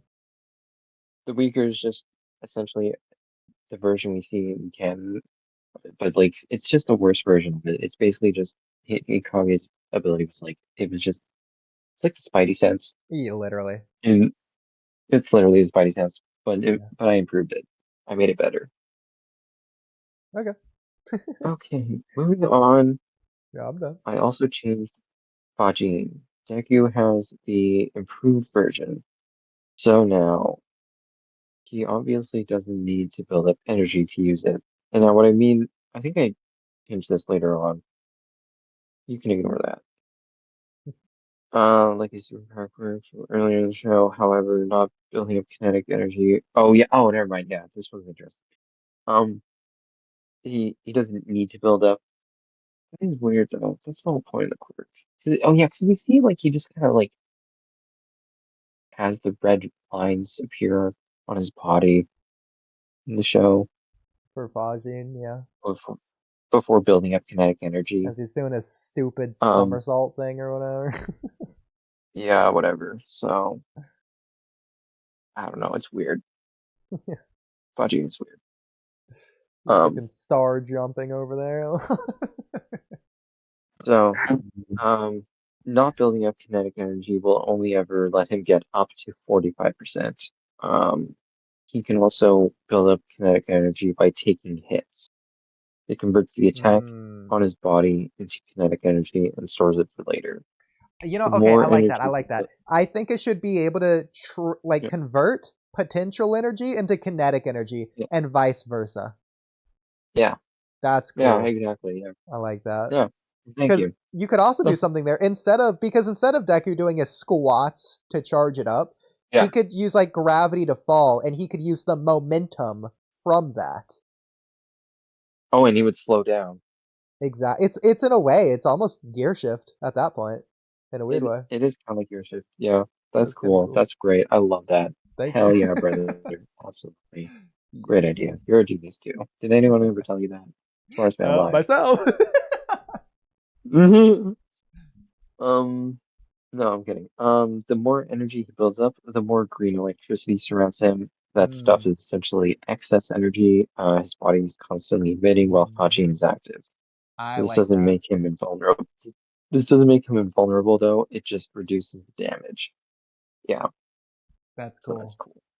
Yeah. Well, that's one thing it does. For becoming part of One for All. Yeah, you needed to use repetitive movements to build up the kinetic energy. Yeah, so that was big guys. He needed to do that before, but of course the quirks evolve as they get passed on. So what I just described is the evolved form. It also stores excess calories to maintain the vessel's body in peak physical shape and releases them when needed. So One for All can eat as much, a One for All user can eat as much as they want and they won't get fat because calories are just energy and it's an energy storage for, so it's storing calories. Yeah. Instead of storing it as fat. And That that could also be a maintains the vessel. that could also be a cool way to work with Fajin. In a way, you could have it Yeah. be kind of similar to like butterfly mode from Naruto, to where Deku can store whatever he eats into Fajin. In fact, maybe that's part of the reason that All Might keeps bringing him food during this arc. Yeah. It stores calories, yeah. Yeah. Yeah. Exactly. Kind of like that. Just silly Connect Blonde story there. Now here's my next extensive change. It's pretty unclear to me what exactly this is at the time of writing. It's pretty unclear to me exactly what One for All's gear shift power does. That's different from full cowling or Fajin. I mean, I get that it doesn't obey the laws of inertia, but like, so what? I don't know why I wrote that. I was kind of stupid when I wrote that part in the section. Maybe right. Okay, so here's how my version works. Hoshitsugu Kudo mentions how it ignores the laws of physics, namely the laws of inertia. So, when activated, the quirk starts out in neutral, quote unquote, neutral gear. So it starts in neutral gear. This keeps whatever inertia energy he already had before activating. It doesn't affect inertia in this gear, nor does it affect any of his other quirks, but the other gears do. So it has four four other unique gears from here. Forward gear, which has 7 speeds. Park gear, which holds him in place. Low gear. I think this is actually 5. 1, 2, 3, 4. No, maybe not. Low gear, which slows things down, and reverse gear, which has 2 speeds. He can apply the quirk to other people or objects, or to his own body, or doesn't play nice with the other quirks since the burden it places on the body is so great. For example, any speed gained from Fajin or Air Force isn't added to it in forward gear because again it ignores the laws of inertia. This may seem like a nerf, but I will compensate. Don't worry. We're getting to the spicy stuff. This is the spicy stuff. We're fully in the spicy stuff. So this is for When a gear switching shift. between yeah, So when switching between yeah, I'll hmm? let you finish your thing first. Okay. When switching between gears, he must first enter neutral gear to go from one to the other, and that's how manual transmissions work in Oh, real I life, like so I that. thought that was a cool detail. Yeah. The quirk can still be applied to other objects, including objects as large as vehicles, and even larger objects as well. Shifting gears with his right hand shifts his gears, but shifting gears with his left hand shifts the gears of objects he's thrown or applied the quirk to. So he Oh, left hand, other things, right hand, himself. So okay. he must throw with his right. Oh, what? That's weird. I forget I said that. Anyways, the speed hoppers are nonlinear and are as follows. I'll also put in alternative numbers so here's where the power scaling comes in. I'll also put in alternative numbers for light speed scaling, going based on highball interpretations of Shiggy versus Stars and Stripes, and taking the ignores laws of physics statement very literally. Starting with neutral gear, we'll get to that later. Starting with neutral gear does not add any speed nor take any away. It allows him to ignore the laws of inertia, including with quirks active. So it just places a lower burden on his body, and it allows him to ignore the laws of inertia. Um, but he can still use his other quirks. Low gear slows things down to 1/10 of their original speed and inertia. Mm. Forward gear in a minute. First, please keep in mind the numbers for light speed scaling. Light speed, or in a vacuum, is 299,792,458 meters per second, or Mach 874,030. Faster than light is 1.1 to 10 times that. FTL plus is 11 to 100 times. MFTL is 101 to 1000, so that's massively faster than light. And then MFTL plus is 1001 times speed of light and up. So here we go. Forward gear, first speed, 65 miles per hour. And then the high ball, so that's like the regular scaling interpretation, and then the high ball is Mach 10 based on the prime all light number we got from Horikoshi tweet. So if you remember, he tweeted that the fastest All Might ever ran was Mach 10. So using that as the forward gear, first speed. Second gear, Mach 1, high ball. Oh yeah, second gear is Mach 1. The high ball is Mach 1000. I know. So shit's about to get crazy. The third gear is Mach 5, and the high ball is Mach 100,000. So this is about 284 times the speed of lightning, or around 1/8 the speed of light.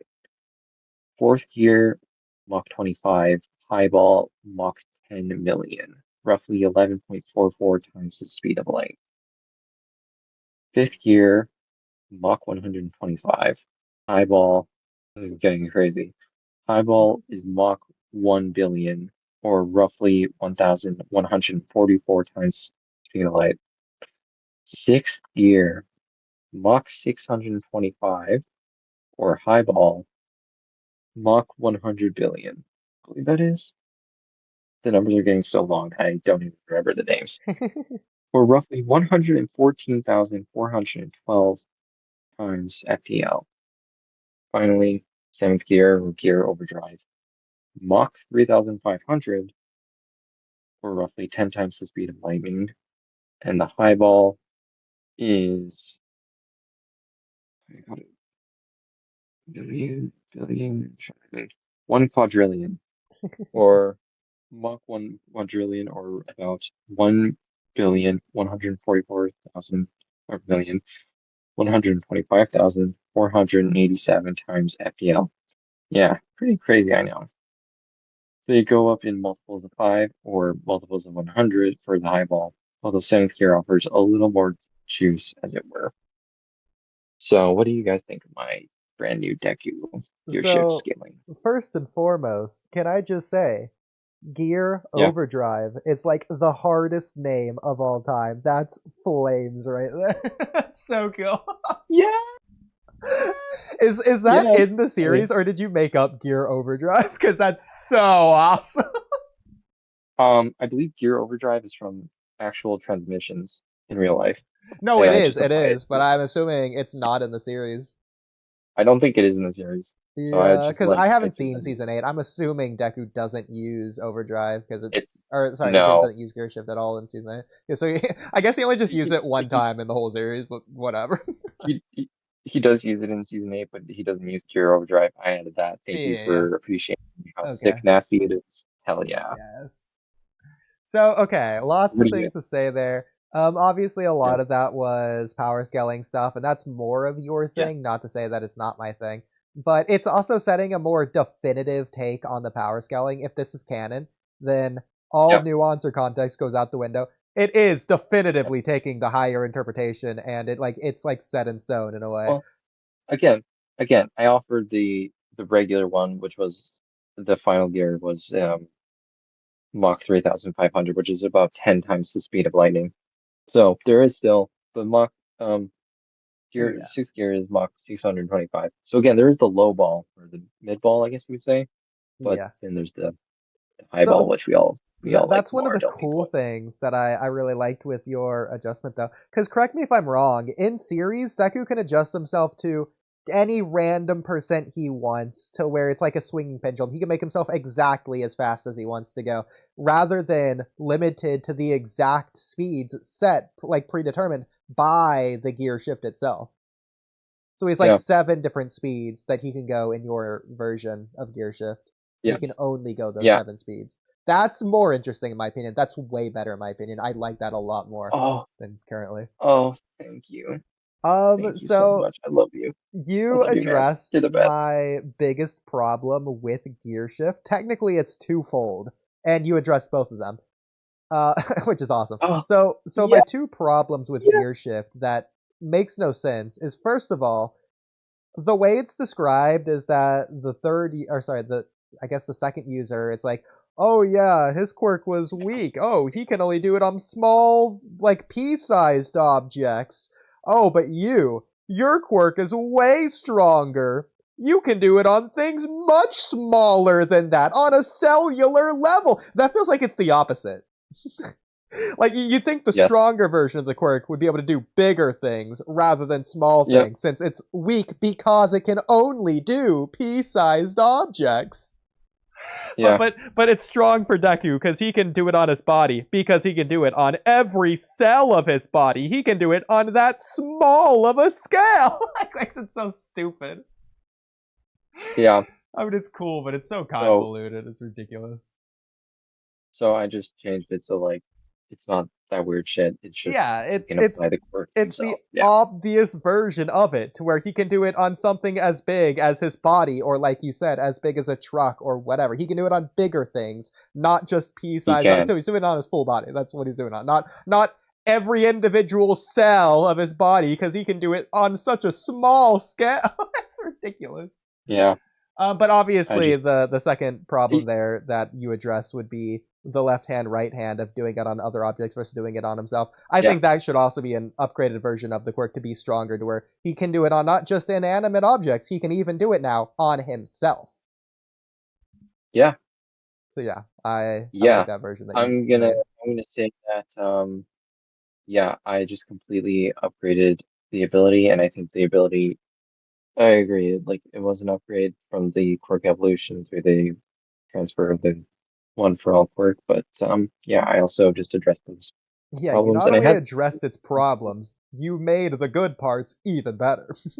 So, yes, I did. Yes, thank you very just a much. full-on Yeah, so upgrade. this is getting into a little bit of spoiler territory, I think, but not for like season 8 before my rewrite, but yeah, I think I made Gear Shift able to affect like buildings and shit as well. Like it can go that big and like Ooh. heavy shit as well.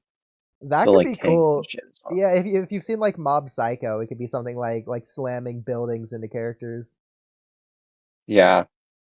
And then that made me realize that he could apply it to the coffin in the sky. Oh, oh my god, that'd be Yeah. so freaking hyper. Oh my god, I can So, imagine a scene like Deku's above Shigaraki, and they're gonna do like the thing in the War Arc. I think they do this to, yeah, it's against Datara. They do oh, this to Edo Datara, to where it's like the no, no, Akatsuchi, I think it is. He's like no. raising the ground as Datara's falling down, so he slams into the ground Oh, extra hard. oh, you mean on the Turtle Island? Not on Turtle Island. This is like day one of the war. It's actually the very first fight you see in the war, aside from Zetsu, the first Seven Tensei fight. When Oh, like Sai's fighting his brother Sheen, not actually I his can't even brother, but you remember. know.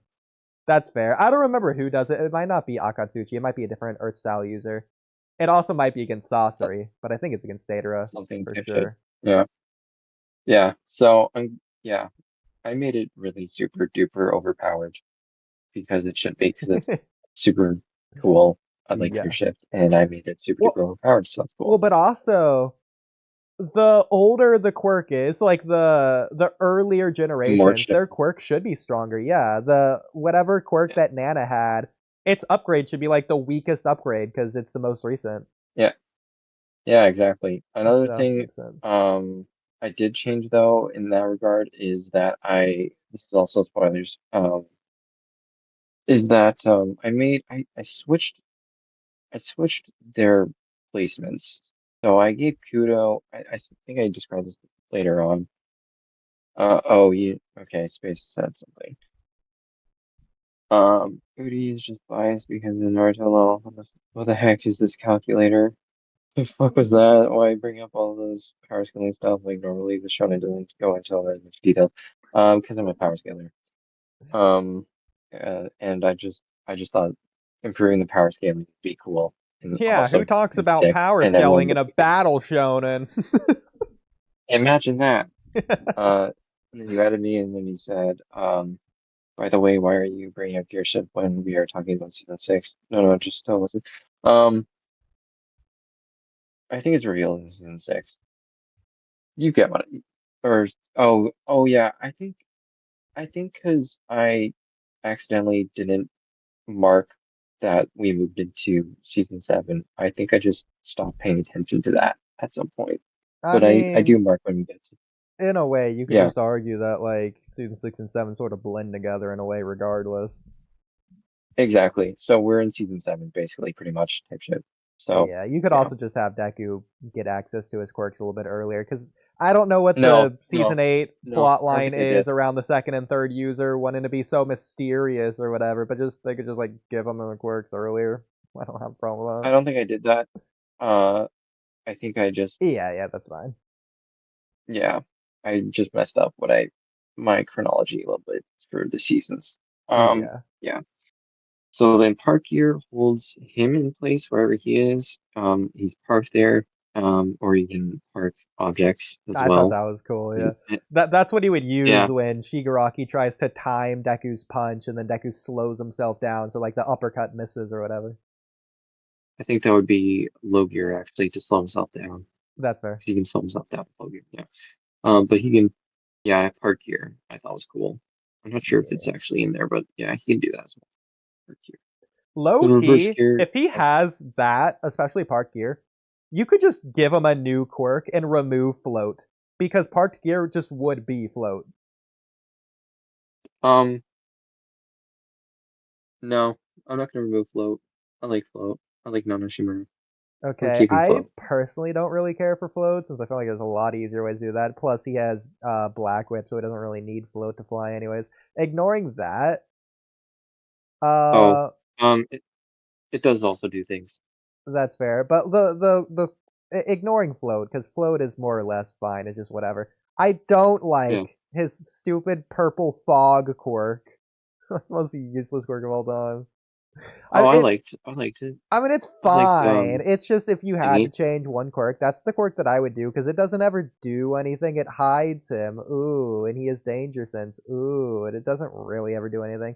I feel like it needs more But it was function. cool. Like if you've seen Hunter x Hunter, they have a smoke character Morel, and he does a billion things with his quirks. Have Deku do any of that. Have the purple fog be able to be a poison if Deku wants it to be. Have him be able to funnel it, or have a air blowing quirk to make it go in a certain direction. Do something. Here's an idea. This is kind of spoilers for season 8, but he can like add certain quirks to like other things, and he adds gear shift even to smoke eater. Smoke screen. Yeah, So he could add like fudging into it. He could impart like fudging into the smoke particles and like make them go super like give them high energy instead and make them like powerful. Yeah, I feel like a smoke screen. He could just have a smoke screen like device on him. Just technology. Like anyone else can have. Like I feel like it doesn't need to be a quirk. Just wasting one of his like 6 or whatever. I like it. I like the quirk. I like it. Shut up. You're being mean. The one time I liked it is when he, like, unintentionally, quote unquote, activated it when he thought Bakugo died. Just because you could just, like, feel the emotions. It's like when Obito sees Rin dies and he activates, like, the witch what the benefit? Do you know what the benefit is? What? Is that he can use smokescreen even in civilian clothing. He doesn't need that device thing that you're talking about. He can just use it whenever. He can use it in the shower if he wants. I mean, it definitely doesn't make it better for me. I guess Deku's a little bit more convenient.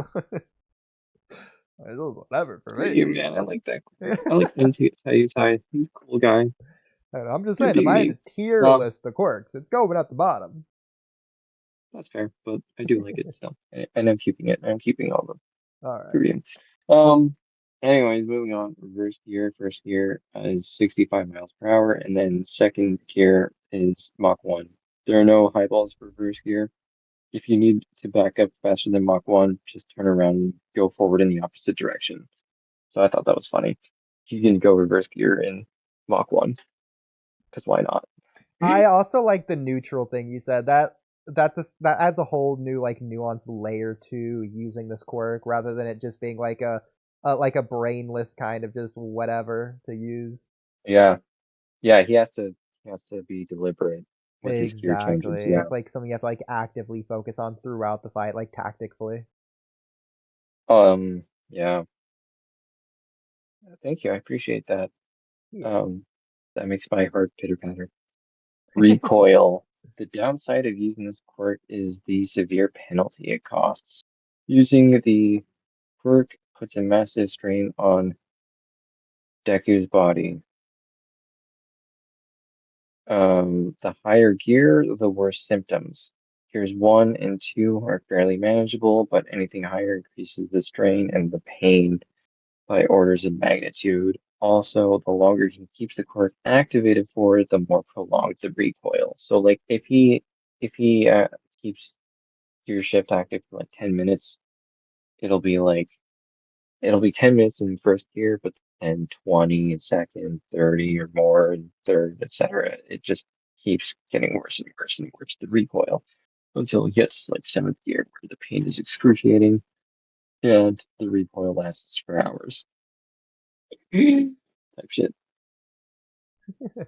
So then, I agree that I yeah, think the higher he goes into the shifting of the gear, the more yeah, of a toil it takes on his body. I like that. So like the lower yeah, gears wouldn't be as impactful. In which case I'd probably yeah, have him go overdrive for his like final punch in season 7, and that's why he's like, and just for like a single moment, a single punch, so that he can keep yeah, fighting for season 8 or whatever.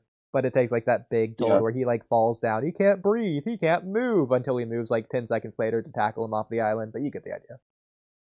yeah. So space, if you were concerned about the power scaling, there you go. I kept the recoil just for you. Type precogged it. You're welcome. So then how fast is he without gear shift? Well, his base running speed is 44 miles per hour or 71 miles per hour. Um, kilometers per hour, rather. So 44 miles per hour or 71 kilometers per hour. There you go. With float plus Black Whip, he can get up to Mach 4. With float plus Air Force, he can get up to Mach 2. Float plus Fajin is plus Fajin 100% equals Mach 10. Float plus Fajin 100% plus Air Force equals Mach 600. And then with all the previous ones plus Black Whip is Mach 3500 acceleration. Hmm. So yeah, that's why I mentioned I'm keeping float because it helps him with speed. And if he yeah, I he can mean, also that was my favorite part of Gear Shift. That whole scene. It wasn't even Gear Shift itself necessarily. Gear Shift was just letting him be cool. My favorite part of the scene was him combining the quirks in all the unique ways that he did during that fight. I thought he was using the quirks very smart, combining them in like really cool and unique ways. I just want to see a lot more of that. So I love that you're going more into that. you are going to absolutely love season 8 for that, and you're I gonna hate figured it for Best Genius, but you're gonna love it for that, for everything else.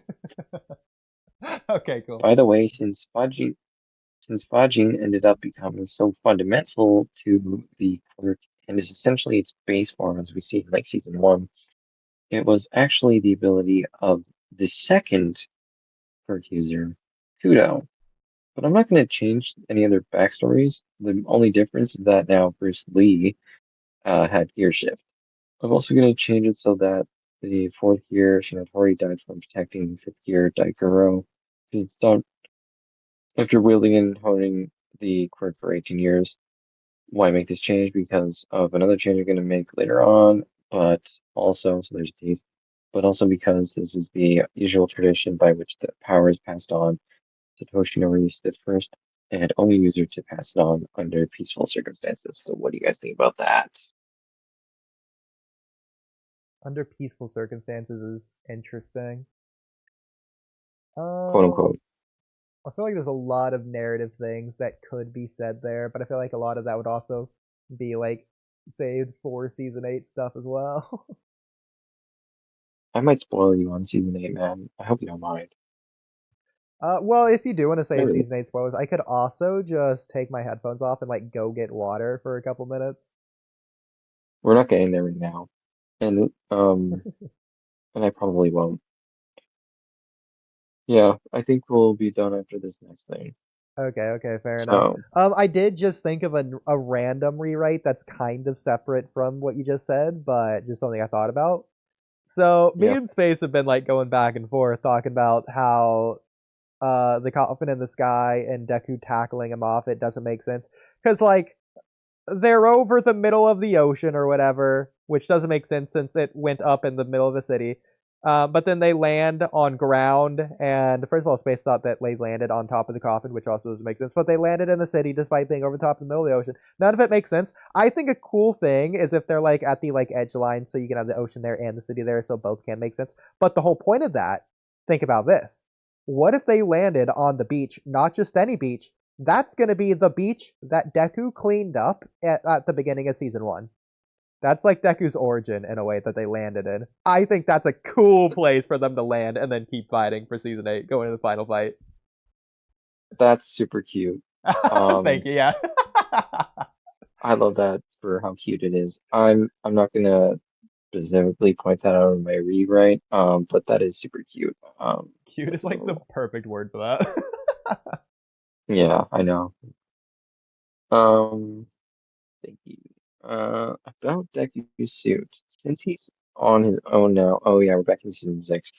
Since he I'm glad you like that. Yeah. Um, about Deku's suit. Since we're back in season 6.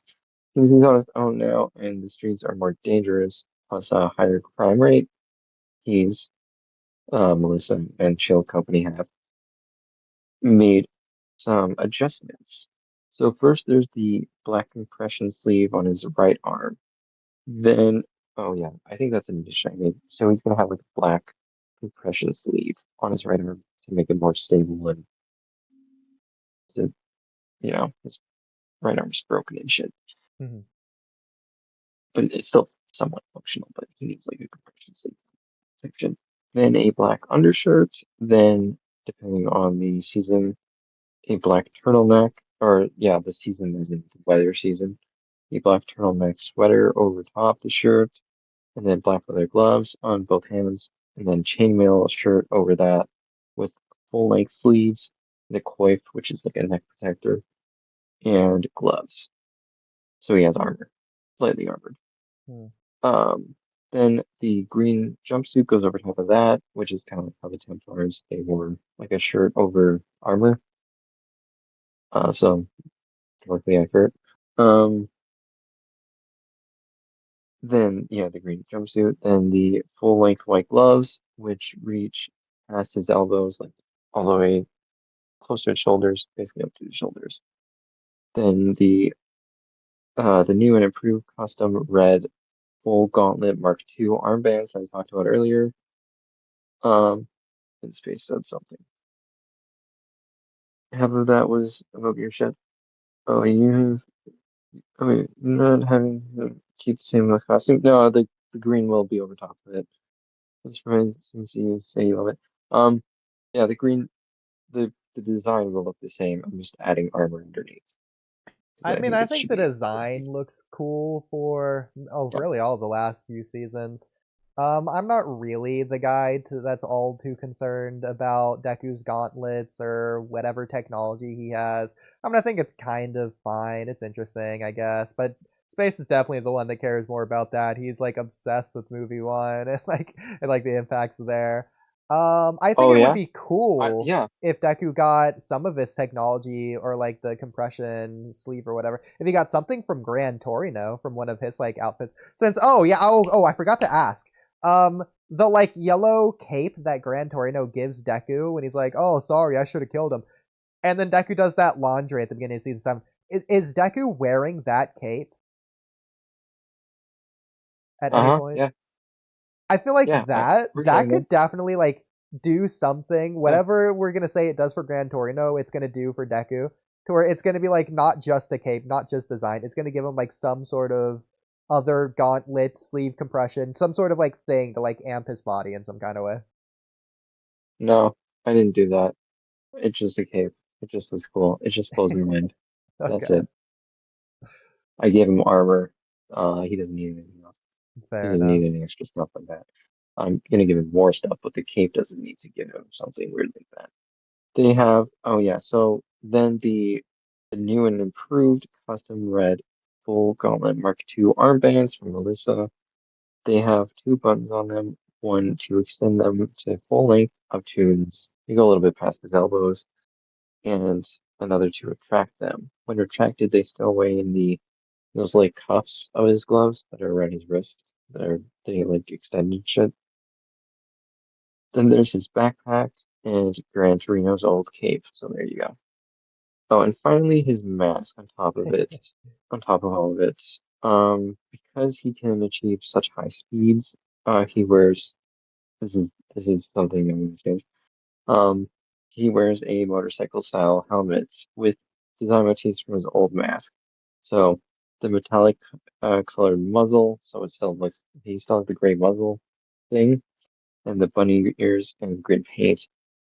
And it's made from the latest technologies and material science and has an adjustable heads-up display, two-way comms unit, night vision plus infrared system, flashlights, like so flashlights on the helmet, and PDR, which is personal data recorder, PDA, which is personal data digital assistant, and that's pretty much it. And this is also pretty much the final version of the suit. Has all that extra goodies in the helmet and stuff. So So he's a little more armored and I stuff. forget what woman has the quirk in season 7 that was also at the camp. She's the one that like talks to all the people through like her weird intercom quirk thing that makes like the weird like red bubbles. If you know what I'm talking about. I feel like Hmm, maybe Deku or like everyone could no, have like an earpiece or something that could just be like part of their technology like outfit or whatever, and you could just like do that. mortified here. If you want, if you have like any artists, you could probably like put you could like design my suggestions. Although I didn't really change the outer design of his suit, I just except for the helmet. Um, so yeah, that's something I've always wanted to see though, is like that come to life, so to speak. I think. What do you guys think of my suit alterations?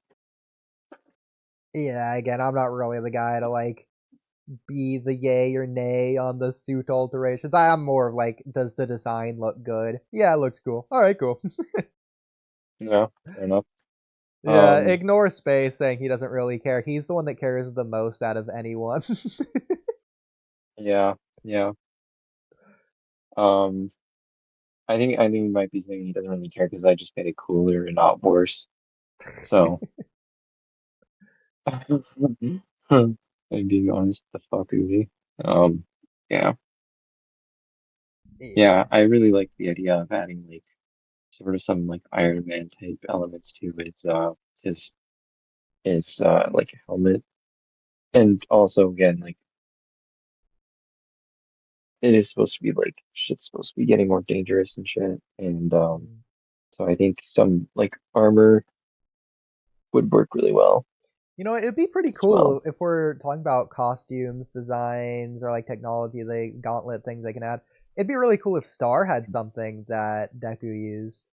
Maybe one of the pilots Eh, brought it to Deku, since the pilots go to Class A and to bring them all the like infill, and even the uh, pilots help Deku get to the coffin in the sky. Even so, it'd be cool if like Deku had yeah, something from Star you physical. could say that something from Star specifically, no, but because I like the idea that he worked with like Melissa to design this suit Hmm. and make it um like better and stronger. So but the kid from Gran Torino, yeah. I don't know. Maybe they give him a pair of like aviator gloves at Yeah, the end yeah, of it it. doesn't have to be something that actually does anything to change anything. Just like something from her. Yeah, like the leather gloves he has underneath the cut-proof chainmail gloves. Yeah, Um, it could even be like a they're bracelet or a pendant or necklace or whatever. type shit, yeah. Yeah. Yeah, no, I think that's pretty Actually, cool. uh, oh, Tracy's crashing. That's funny. I hope it's not my fault, Space. Oh, Iron Man, better comparison would be Padme's saving Israel. Um, kind of, sort of, yeah. You could say that. Yeah, taking crashes, business share. Yes. That's my response to space crashing out. Yeah, I can't wait for you to get to seasons. Because gonna have so much fun. Well, hey, neither can I. Yeah, I'm mainly just excited for how receptive you guys were to my quirk changes. That was like kind of the main part. That was the main part of my rewrite was just like the quirk changes and the scaling for like gear shift. Um, because yeah, again, yeah, I am a bit of a power scaler, and I thought that was like really cool. Be like, he's just stupidly overpowered and broken. He won't be stupidly overpowered, but he's not broken because there are to going that fast with the recoil. Yeah. Yeah, so yeah, I'm assuming that's all the season 7 changes you had. nope, there are more coming, but Oh, should I move on or no? yeah, I mean, I figured. Okay, so Dobby dies. The explosion began internally. All Shoto did was prevent it from releasing externally. It didn't prevent the internal combustion, so that still killed him. That's a big change. Obviously, I don't know how the season 8 Dobby stuff goes, but I feel like how they left it at season 7 could be seen as a conclusion. In fact, if I never got another Dobby scene in my life, I'd be completely content with that. Yeah, If Dobby dies there, see, the thing that I'm really interested in is I feel like Horikoshi isn't going to repeat any conclusions for any of the villains. So Toga, Dobby, even Spinner, even Kurogiri, or I guess Shirakumo if you wanted to consider that, and Shigaraki, and even All for One. I feel like each of them are going to have different ends, and I want them yeah, each to be unique. So obviously, I haven't seen really any of them end, or especially not all of them end. But you also have to consider their story and their journey that led them to that conclusion, as well as the hero they fight against that helps them get to that okay, conclusion. But obviously, once you have like the 5 endings, then you can like sort of pair them up of what would be best for each character. But since I don't know those 5 endings, I can only speculate on what I personally think would be best for each character. And yeah, of all the 5 villains to die, if dying was gonna be one of the endings, would it work best for Dobby? I don't know. I haven't really considered that. It might be technically best for Toga. It really depends on a couple different things. I don't know. I definitely have to think about it more. But dying would be interesting for Dobby. I'll at least say that. yeah. For me, I just felt like Horikoshi was building up um through his death to him dying, and I felt like Dobby wanted to die, Mm. and I feel like mechanically what he was doing should have killed him from like a mechanical perspective. So yeah, for all those Oh reasons yeah. and Well, no. more. That right there, 100% agree. Physically, Yeah. him dying was like 100% confirmed. He just did it. Hmm. Hmm. Yeah. Like his body was split. There's no coming It back was from like that. it was like cracking and he was No, already like not on death's cracking. door. It wasn't like Nagant. He was in multiple pieces. Yeah. So That's just yeah. not how that Um works. I'm just confirming that now. For all those reasons, they're absolutely right. I Dobby dies. Oh Yeah, yeah. probably Wait, do you know gonna. his name is Toya? I think you know that. Of what now? Yeah. Toya. Well, Dobby I've only seen Toya up to season 7. Todoroki. I don't know what you said, but it's probably best if I didn't hear whatever it is. Whatever. Dobby dies. Okay, well, there you Okay. Um oh yeah, so here's where we get into the stuff with the backstory. So because I gave Toshinori a quirk, his backstory with Shimura must change. So he still beats up the criminals with a pipe, and Nana's like, seriously, boy? Plan on eating an entire gang with that twig in your hands? He can't, and it cuts after he like stares at her. But there's more to that scene. Toshinori, what if I did? Nana raises an eyebrow. Hmm? Then she realizes, oh, I get it. Because you're purpose, isn't it? Turns around and floats away after that, from there. And then Toshinori's like, wait, I only use this stick because I, and then his lip starts quivering. Because I don't have a quirk. He grabs his right arm and he looks down and to the right. He's just embarrassed. And then she's like, "Hmm? You don't have a quirk, you say?" And she swoops in closer and it stares at him intently. And he climbs up. She starts laughing. And then Toshinori is like, "Well, what's funny?" And then Nana says, "The fact that you thought you could hide it from me." Toshinori, "So you knew? You knew I had a quirk?" Nana says, "Yes, of course. Get to be my age and you pick up on a few tricks like that." And there's a small pause. And she then gets back up and leaves. And he stands there for a minute. So that's how I rewrote that scene. Okay.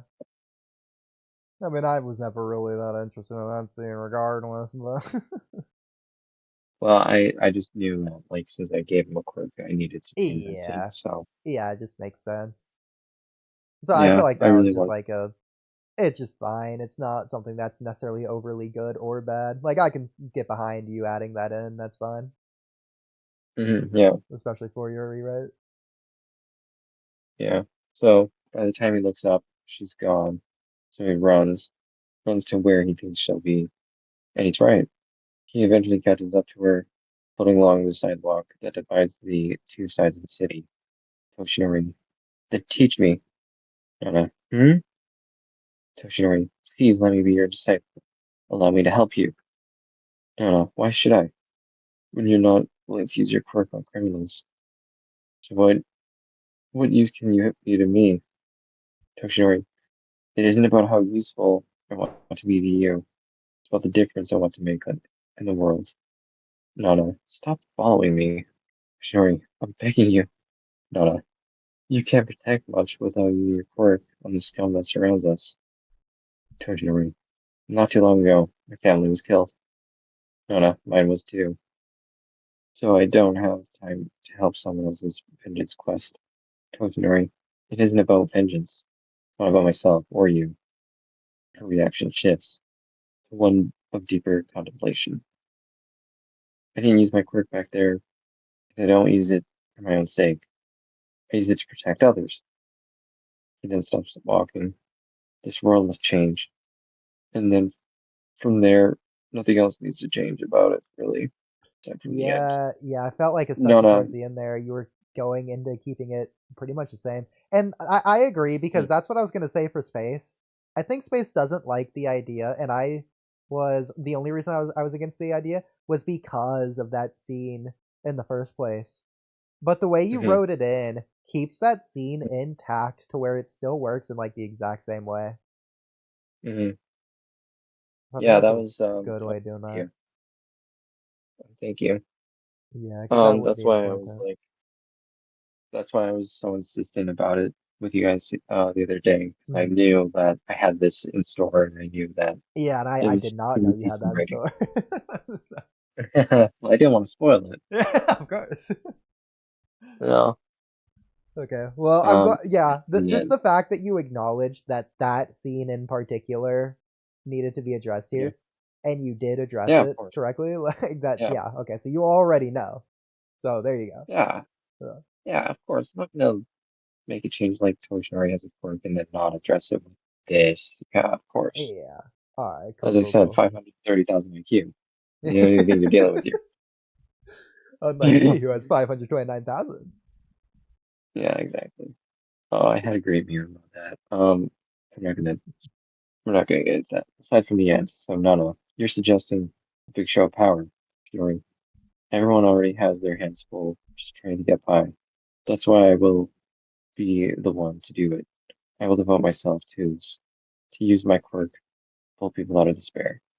The difference here is that the reason he used the pipe, twig, as you call it, was a has more meaning. It was for self-defense, yes, but and a bit of and also a bit of a test to see if Nana could tell if he had a quirk. When she proved that she did, that sealed the deal for him. He decided to pursue her and tell her the reason he held back, the real reason.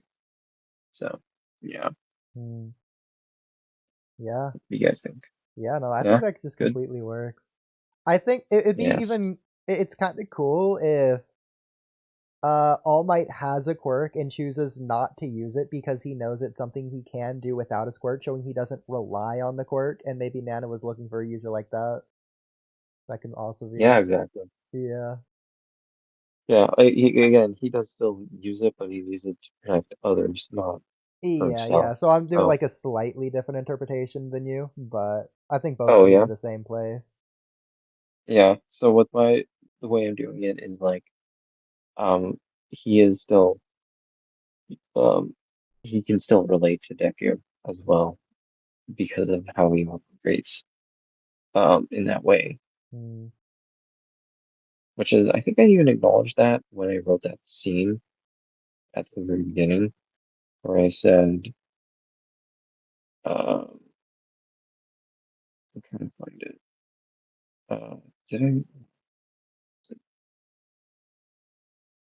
Whatever, you know what I mean. Yeah. So like maybe the way I would do it is Nana, I guess, knows that some thugs are gonna go fight All Might, and All Might chooses to fight back, but without using his quirk, and he's losing the fight, so Yeah. he just does lose the fight, and he never activates his quirk to win when he could, because he wants to fight back using just his own strength. But then, like maybe like the next Um, day or afterwards or whatever, um, like something from like the top of a building falls and All Might knows that he needs to save someone, and so he activates his quirk because he knows he needs to do it because now it's life or death. So he activates his quirk there, and then Nana stops the object with float. yeah, that's not terrible. I just didn't want to rewrite too much of it. Yeah, yeah, that's fair. I didn't want to like over rewrite or however you would put that. I didn't want to like, oh, what if I had this scene? What if I had this scene? I Because just wanted to. yeah, you're just I tweaking made the scenes that change. already exist. I'm like adding new stuff altogether.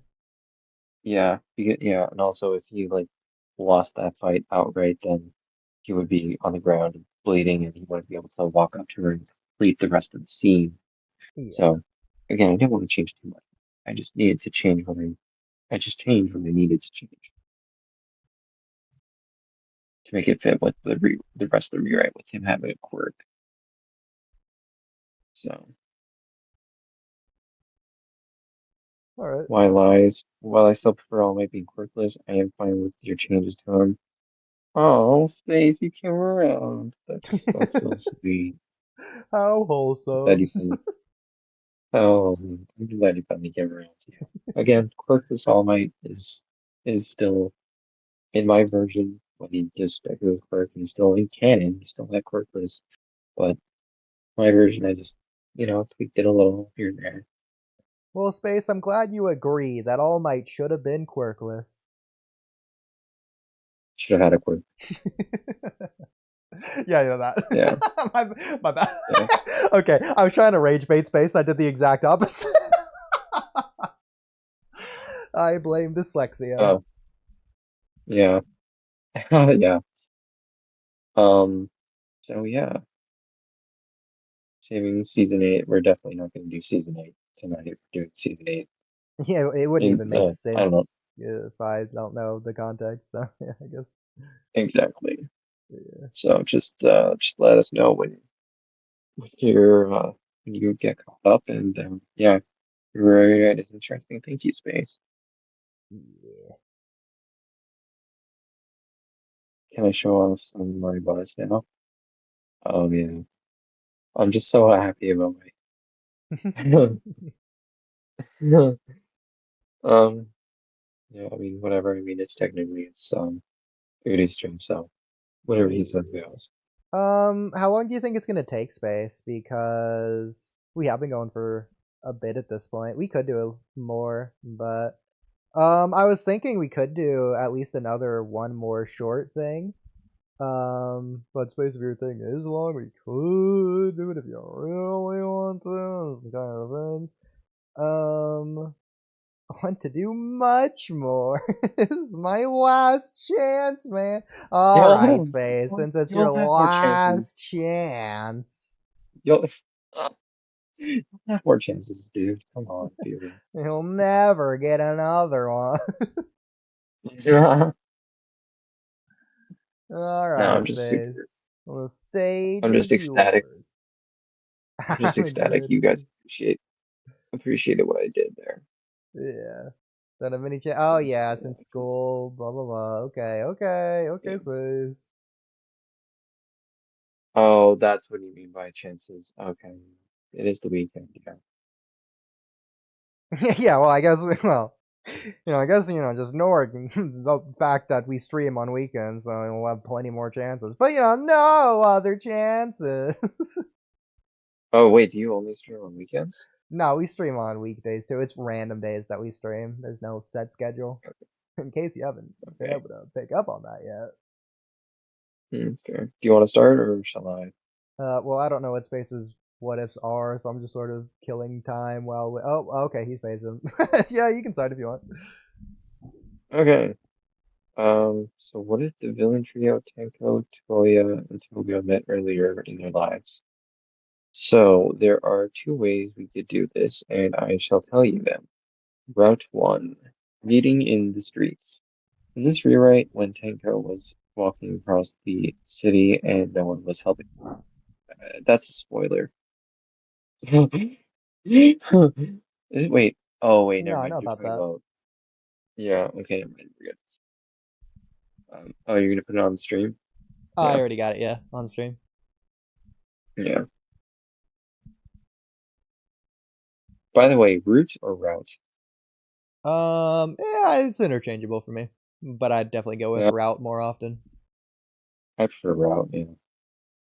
Um, yeah. I'll continue reading. No one was helping him when this was happening. Tenko met a younger Toya and Toga. Tenko, Toya, Toga. Tenko, Toya.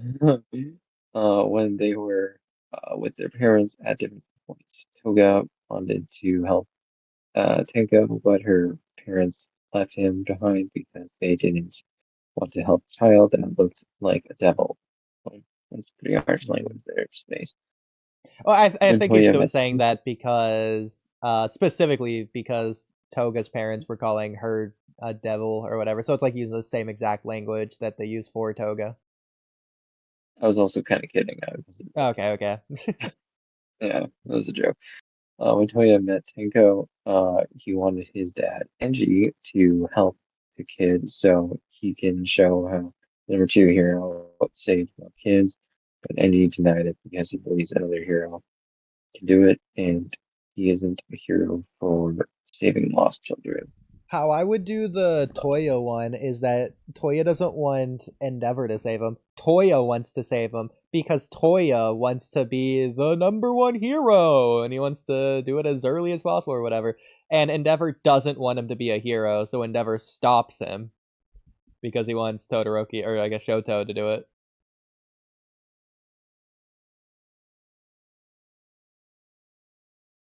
So that was my thoughts. I gotta reread it just in my head to when I read it right there. I read it, but I didn't comprehend it. I'm gonna reread it to like comprehend what he wrote. That's fair. Let me see here. I mean, something that would be funny is if maybe one of the reasons that the civilians, this might be going too far, but one of the reasons that the civilians don't want to help Tenko is because maybe he has blood on him that like people could see. Toga would see that, and rather than want to go help him, she would want to go suck the blood off of him. They go clean him or whatever. Maybe that was her way of helping. Obviously, you can't have that happen. It's gonna be freaked out. But yeah. But I think this is cool. I think stories do this often to where it's like destinies sort of cross at like a crossroads or whatever. And like things like this sound like, oh, it's such a small world. Oh yeah, they met earlier and they didn't even realize who each other were. It's such a coincidence. But like every story of all time does that. So it's like, but I think it's a good idea. Yeah, it's not a terrible idea, I guess. Type shit. I'm always like I put it in my rear. It's decent. Yeah. Did Route you to hospital.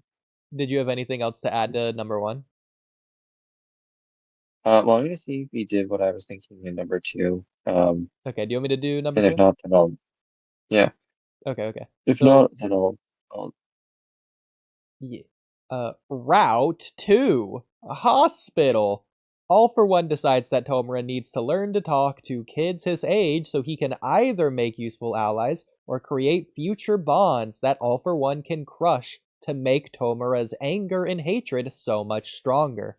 Tomura is sent to one of the hospitals that was currently holding Toya, where he is in his coma. Toga is also there, and she only recently ran away from her house after hurting a classmate. Tomura had a hard time talking to the other kids in the hospital. However, Toga was the easiest to talk to. When Toya finally wakes up, most of his flashbacks go on like usual, except he is forced to spend time with some of the kids, especially Tomura and Toga.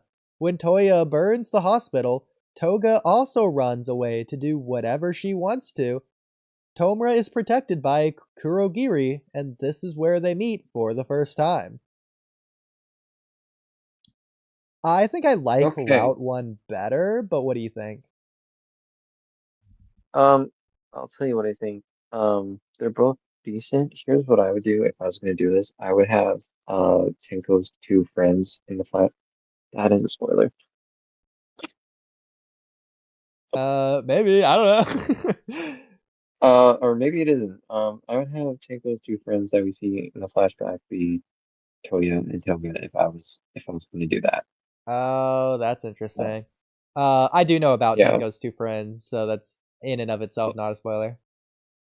Okay, yeah. So those 2 friends, they would be Toya and Toga if I was doing that. Yeah, something that I'm wanting but not expecting is to see Tenko's 2 friends in Season 8, whether they come back directly to confront Shigaraki, or if they're just, like, shown in a scene doing whatever they're doing. I really want that, but I'm not expecting it, even if I really wanted to be. Because it would be similar to, I've made this comparison a ton in the past. If you remember, Kabuto's backstory is like he has like he like was at this orphanage and he was close to one of the friends that was kind of like his brother at the orphanage, and then in the war The guy, you yeah. see that The brother. guy. Yeah, the guy, and he's like fighting in the war, and he's like, "Oh man, I wonder what Kabuto's up to. He was such a cool guy. I hope we get to meet again one day," or whatever. Like he doesn't know that Kabuto's I hope we get to the see him. bad guy. Yeah, and then they're running the orphanage together, and Exactly. in Yeah, but I think since it's it's at the Shigaraki end. said their names to Mirio, and obviously I don't think Mirio's gonna keep fighting. It would be really cool if Mirio like rushed out of there to go to the other heroes to like get whatever resources or contact information they can to go find those 2 friends, just to contact them immediately to see if they can do anything to stop Shigaraki. I think that'd be cool. Doubt it's gonna happen though. And obviously I don't Yeah. want to know. I'm not going to tell you about that. Yeah. Probably not gonna No happen, but spoilers. I hope so. It'd be cool. I don't know. But anyways, I feel like Route 1 is more realistic, and it also just depicts society a little bit better. Route 2 is a little bit more specific. In a way, you could argue it's cooler because it's like it's when Toya is in the coma or whatever. It's also like a lot more specific of a time, whereas Route 1 could happen at basically more or less like any other day. Route 2 is like a very specific moment in time, and it feels a little bit more concise in a way. So I feel like I like Route 1 more for that reason, because it could be any other general day, and that's speaking in a sort of different kind of way about society in a way, I guess. Type shit. Yeah. Yeah. What do you think? Honestly, for me, I kind of like how they're just like a ragtag. You know what you could do though is like you could have Tenko's childhood friends be Toya and Toga, and but they don't really see each other or speak to each other all that much after that, and so by the time they end up joining the League of Villains. They don't recognize each other. So they still get recruited at the same time, and but you still have. So that's how you have your cake and eat it too. Yeah. No, sorry, Space, but I like my Route 3 more. I'm very sorry about that, but yeah, I like my version more. Yeah. I mean, I still think Route 1 is really cool, so I definitely like Actually, I that, love your but version. Let's go.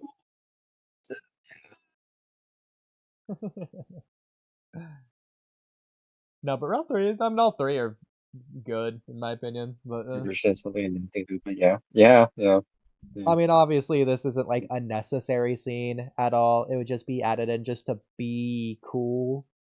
It's completely unnecessary. You could obviously cut it out since it's not in the series in the first place, but it just depends, like, if you want to add it in the first place, I guess. It's a cool idea.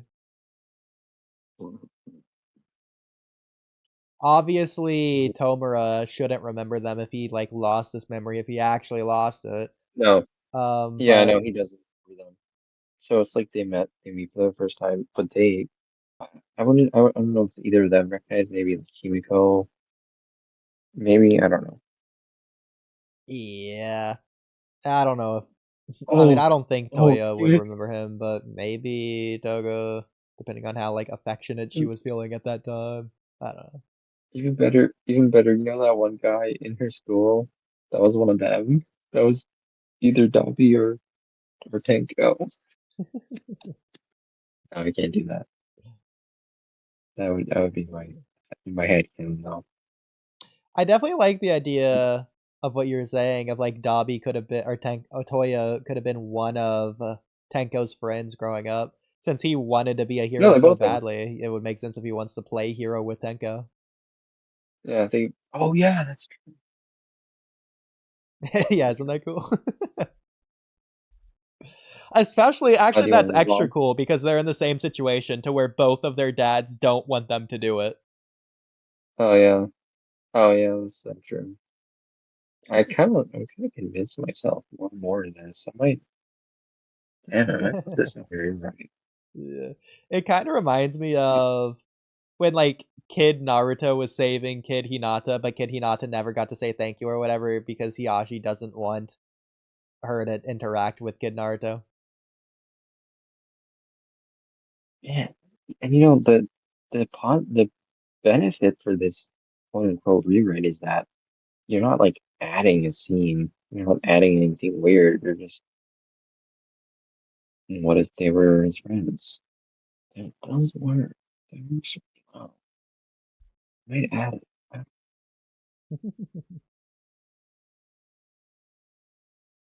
It's definitely cool. Do you want to move on? Oh yeah, we can. Because that's another stuff. Um, so you can decide on if any of them recognize each other from the past or if they remember each other later on, whatever you want to do. I don't mind. Yeah, I think in my version, I think in my version they don't recognize each other because like I like the idea that they weren't like super close friends or anything. But what do you think, Oodie? Yeah, either way, I mean, it does change a decent bit because, like, maybe they could be Yeah. hiding it from each other. Maybe they remember it later on. Maybe they remember right away and they say so. And then obviously Tomer doesn't remember because he lost some memories. Either of those options could work. I already mentioned the one Naruto Hinata scene. They also have like tons of scenes of Mm, similar things in Naruto of like, oh, Sakura sees Sasuke, Ino sees Sasuke, Naruto sees Sakura, Sakura sees Shoji, blah blah blah. Like there's a bunch of different scenes when they're kids, but don't say anything. That are kind of cool, and we see them later on. You also have, if you've seen Future Diary, Mirai Nikki, no. towards the end of the series, and then even in the OVA, they do it both places. They have like a weird like alternate reality to where all of the enemies aren't enemies, and they like have weird like connections that are just coincidental to where they know each other, or like you just get to like check up on them, and like some of them know some of them don't. it's just kind of cool to Yeah. see that like connection between these characters that never otherwise would have known each other and would have been like enemies in like the actual timeline or whatever. So like things like that are just kind of cool. It sort of just reminded me of that. Yeah, I did think of something actually. So Toga does not recognize him because if she did, then she would react and you would have to create a new scene. But uh, so she doesn't. But Dobby does recognize him, but he doesn't react. He's able to hide it because he is pretty like stoic and canon, and he's smart too. He's supposed to be like smart and cunning. So maybe he was thought him out because he knew that Tomura Shigaraki was that boy from all that long ago. So Yeah. yeah, Dobby does recognize him, but he doesn't make that clear. He's able to hide I it. think So that works for Dobby since he's the secretive one anyways. He doesn't tell him that he's Toya. exactly. Yeah, that definitely works best for Dobby for sure. Let's go. Let's go. Well, you guys are very interested in that. I posted it one. Actually, version, yeah. Also, what they were hitting even harder. Yeah, yeah. And Muriel's reaction would be even more shocked. Also, um, Tenko saying this for Toga and Toya. Tenko, Toya, Toga. Tenko, Toya, Toga. Would be very interesting too. And then you had a whole scan. Um, I can imagine Tomura acting a lot more friendly towards Toya and Dabi after he gets his memories back. Yeah, he Oh would, yeah. yeah. So he doesn't recognize them, but yeah, to um, Tomura. Especially that could more so explain the season 7 scene at the very beginning of the final war. Before Kurogiri comes to teleport everyone to their designated battlefields, All For One in Shigaraki's body wanted to like do decay, and Tenko inside stopped him from doing it at that moment. This is right after telling Dobby to go forwards. So you could say it's because Tenko sees Dobby as his friend, and that's why he doesn't want to do it. Instead of just Tomura, oh yeah, that's my League of Villain ally. That's like the least close person that I'm closest to. Yeah. Oh, we even get their names here. Um, so what I'll do, Oodie, is I will ask you, like after you finish watching season 8, I'll ask you what you think after that, if his two friends should be Toya and Toga. And if Okay. so, then we can do that. But if you, I mean, you probably will say yes, but you might say no. I mean, as of This is right now, they're something just two different. random characters to me. I don't even really remember their names. Yeah, but that also kind of works Yeah. for the story on So some levels. next, Space is gonna show some ideas for a villain Deku. Each of them are different. Then, after reading them, we will say how we would do the story around these ideas. Okay, Space, go for it! Okay, yeah. Before, oh, but No yeah, new before we Deku. get into that, of course, Mm. in my Dark Deku arc, I did do kind of a villainous take on Deku, so to speak, because he did Oh yeah, and commit Space crimes. hated it, so be sure to return the favor when you're reading off of this one. That's true. Space, I already hate it. Mm, Yeah, Deku would never be like that. Deku, Deku villain? Deku villain arc? Impossible. Literally. Just kidding. Way to Um, be. so do you want to read the first one here, or do you want me to do Um, yeah, no Deku. I actually do kind of hate that idea. it? You All read right, it? I'll read it if you want. Yeah. I'll read it quick. So this alternate timeline starts with the wings Nomu successfully taking Izuku out of Hosu and Stain being unable to stop the Nomu. The Wings Nomu takes Izuku to the location of All for One, and the Doctor realizes that Izuku is the current One for All user. All for One is aware that at the moment Tomura isn't ready to have All for One due to him not overcoming his mental blocks, so All for One decides that he would let the Doctor turn Izuku into a Nomu so they can keep One for All and a short leash so All Might can suffer even more when he finds out.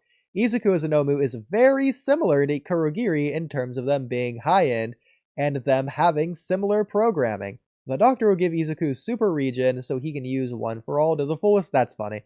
You can decide if you want this Nomu Izuku to be a part of the League or be this Nomu Izuku near All for One and the Doctor all time. So I'm confused like how we're even getting to this since Deku's like the main character good guy hero, and is he gonna be the main character after this or Yeah. Yeah, I agree. I don't think this works fundamentally personally. I'm sorry to say space, I, I just don't think it works. I mean, technically, you have in Boruto, you have Kawaki, who's the good guy who killed Ishiki and saved Naruto. And the very next arc, you have him going to Code. And the direction I thought the story was going to be in is that Code was going to successfully take Kawaki away so that him and Ada and Damon could meet at the Boro hideout location. Then they were going to go on like this, like Boruto, Naruto, everyone else was going to go on this like Kawaki retrieval mission to go save Kawaki. That's how I thought the story was going to go. It obviously didn't do that. This would be kind of similar to that, in a way. Just with the main character. Yeah, I guess so, yeah. Yeah. And like technically you have Attack on Titan, which has its main character, good guy, hero person turn into the bad guy, villain in the finale, season 4, whatever you want to call it. So it's technically possible. Oh, I thought of a way to make it work. He just wins. That's how it works. He just wins. He just wins. Yeah. I feel like there's a lot that you could do with the Bakugo being selected by the League of Villains if you go this direction, but Yeah. it's also like it's season By the 3 way, thing. I hope you guys appreciate that I didn't do that. I didn't make Bakugo a villain. No, yeah. Yeah. I mean, it's whatever.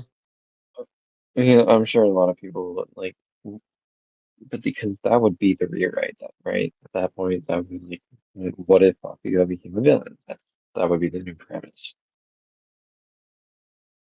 Yeah. I mean, I kind of Let's move surprised on. Space didn't even like offer that one as like a possibility here, but I guess we'll find out. Yeah. Okay. Next one, serious villain deck. I might like this one. This alternate timeline starts after All Might told Izuku that he couldn't be a hero without a quirk. Ah, interesting. Also, the sludge villain never got free, so Bakugo is never been tagged. And Izuku never has his heroic moment. Oh. Izuku is angry at All Might for rejecting his dream, angry at Bakugo for bullying him, fears only because he was born quirkless, and angry at him for being in denial about his hero dream for too long. Izuku's anger only becomes worse and worse when he is kept being bullied by Bakugo. At some point after middle school, Izuku decides that he would show society that he is worthy of being a hero, even if it means killing those other heroes. Izuku will be a lot like Syndrome from The Incredibles in his methods and some parts of his viewpoint. This is I do like it more than Nobu. Deku, obviously, it's way better. Yeah. It, it sounds like he's not even really a villain. Or he's kind of a villain, but like maybe no, I'm not saying he's like an anti-hero, just kind of weird liminal space. Deku. Liminal space. I What do you feel like think? this is a really good idea for a concept of a story, but Izuku Yeah. isn't Izuku. The only similarity between this character and Izuku is their name. Outside of that, you'd have to just write a completely different character. I kind of agree with that. Yeah, that's it. Yeah, And again, that's Tinder not and me Deku. saying that this would be a bad story. I think this would be a good story. It just wouldn't be My Hero Academia. It would just be its own different, completely unique thing entirely. Yeah, I kind of agree. Yeah. Okay. I'm glad we're on the Okay, same do page you, with that.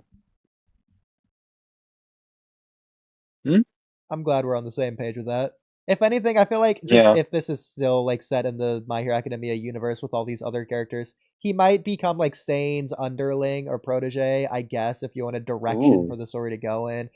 I don't Yeah. know if he would join the League of Villains. He might, if I guess. I mean, if Spinner was freaking willing to Oh, do it, then maybe.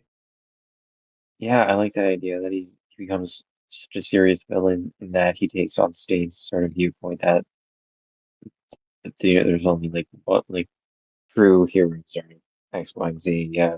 Yeah. I feel It like. would Oh, be you know what? almost though Oh, because there's also My Hero Academia Vigilantes. It'd be cool if he teamed up with that group. He could well just that's do in some that vigilante work. do you know how that works? There's also obviously the Quirkless Oh, Deku rewrite that I Oodie, have where he just gets a lot of Oodie. technology and he has a lot of smarts to win a lot of fights that way. It's like the technological girl would obviously help him a lot. He'd get a lot of the gauntlets or whatever from the America people. And then finally, I feel like there's a lot of things you could do with Gentle Criminal. He could like maybe team up with him as well. Yeah, Oodie. The problem with Vigilantes is that it takes place in the past. With the what now? The problem with Vigilantes is that it takes Oh, well, those characters are still yeah like around in the current day. yeah, but they're all old. I guess. I mean, you could just like, I mean, if we're So changing the entire premise of this story, you could just change Vigilantes to fit around this to where it doesn't set place in the past either. well, then you're writing a different story. You're not wrong, but you know, you get the idea. It also doesn't have to be those specific people. You could just have Deku be like the Vigilantes from those stories, or you could just team up with this own set of Vigilantes. You could just have it be Gentle and La Brava to be his vigilante group if you want. Personally, I don't really like those two characters in the first place. They're kind of annoying to me. Not saying they're badly written or anything, but just kind of insufferable.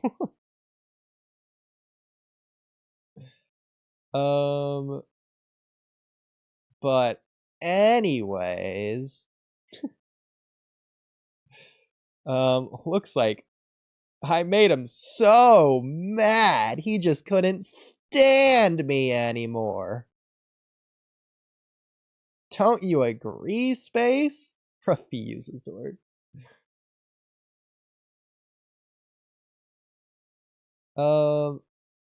But I guess we can continue. You know, since he hates me now. Okay, so here's where you were going with this with the goofy villain. See, yeah, they're too goofy. That's why I don't like these two characters, but so the goofy villain Deku. In this alternate timeline, All Might doesn't try to find Izuku after the sludge villain attacks Bakugo in Izuku's heroic moment.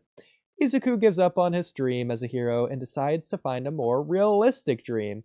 For Izuku, the rest of middle school and early high school years are spent with him trying to find a new dream that he believes he could do.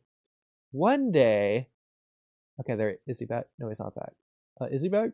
Says one other but zero in audience. Oh, because space is okay. Never mind. Yeah, that's the way I can get it. Okay. Anyways, before La Brava joins, yeah, so he goes with Gentle Criminal through his videos. Okay, that's how he finds them. Izuku quickly becomes a fan and found inspiration in Gentle due to him relating to everything Gentle says. Soon, La Brava and Izuku meet online, and so as both fans of Gentle, they decide to find him and join him in his mission. Gentle Criminal, La Brava, and Izuku end up becoming a trio of goofy villains. So I feel like this is the most realistic with the way that My Hero Academia currently is. It fits Deku as a character. It fits the world, the universe, the lore. Everything there stays the same. you change the least amount of stuff with this one, so this is the one that I could see Horikoshi most likely doing. I do think that serious villain is a better and more compelling idea for a story concept, but if we're going with strictly the one that sticks the closest to My Hero Academia, then I definitely think Goofy Villain Deku works the best, and that Horikoshi would be the most likely to do. This is just for fun. Just do whatever. I can't make it work in my head. Pieces don't fit. That's a shame. No, I get that. I completely agree with Angus on that one. It just feels a little bit weird. Might come around to your next one. He did. False Hero Deku. Oh, that's a cool thumbnail. I could use that for a thumbnail.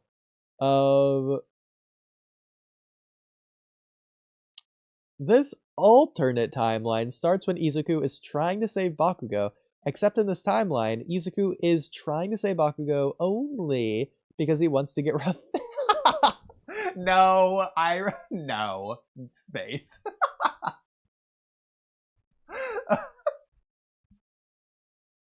Sorry, sludge villain, you can't have him. He's mine.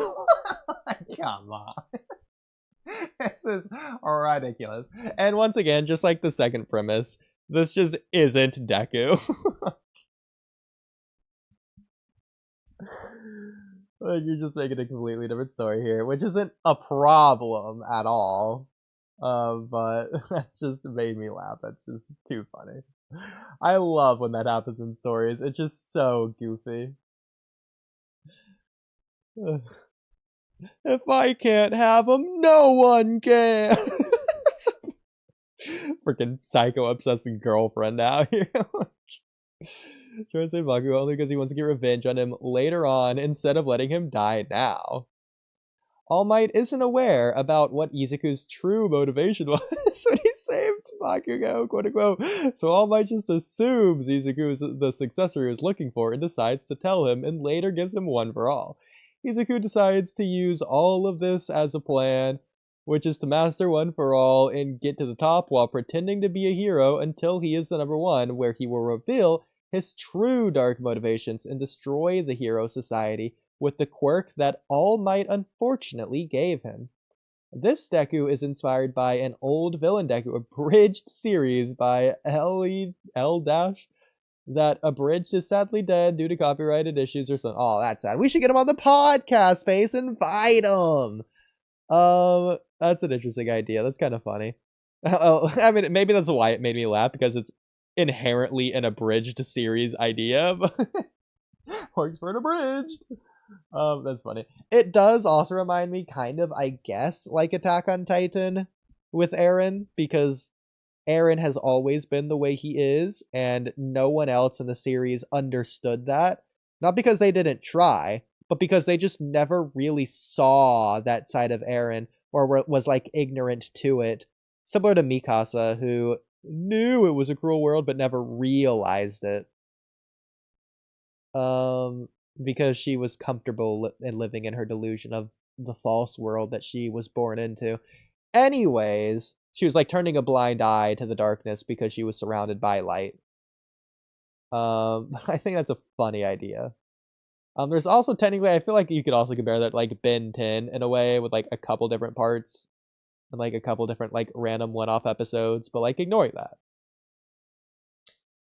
So now you have Dark or Broken Hero Deku. So okay, Dark Hero Deku or Broken Hero Deku. Let's see. This alternate timeline begins with the Dark Hero arc. Interesting. This is kind of what we were going into earlier. Lady Nagant dies, which pushes Izuku even more to the edge because he failed to reach someone like her. After the "you are next" moment with All for One, and after leaving All Might behind, Izuku starts killing any of the All for One villains and assassins that he personally believes he can't save. So literally, the what Angus presented that you hated. Interesting, Space, interesting. When 1A goes after Izuku, he pretty much kicks their butts because he doesn't care if he hurts them, if it means they can stay safe from All for One. I view this Izuku to be similar to Black Suit Peter Parker from Spider-Man. The one who even Black Suit Peter Parker wouldn't kill anyone. Oh, he wouldn't do that.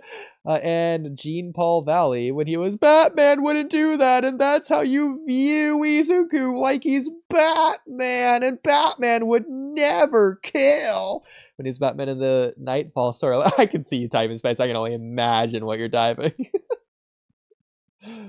But I've never seen these comics. I only know Venom.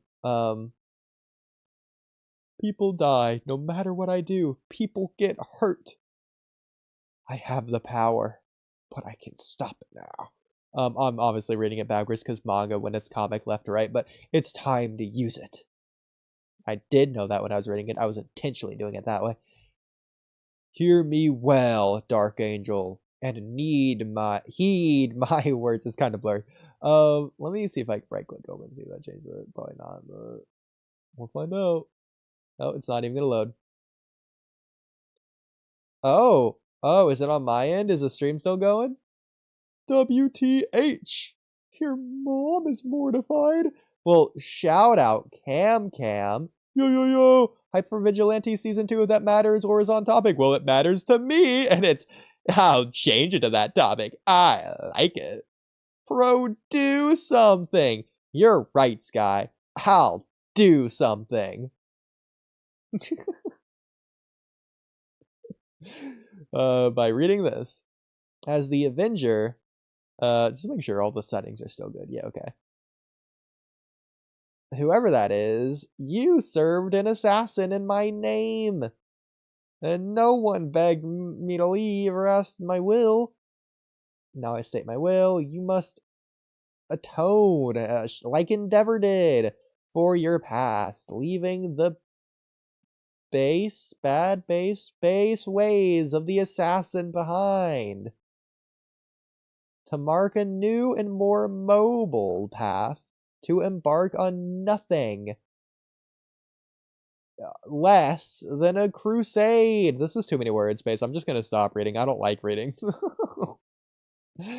My headphones died and it's getting late. Yeah, okay, I figured.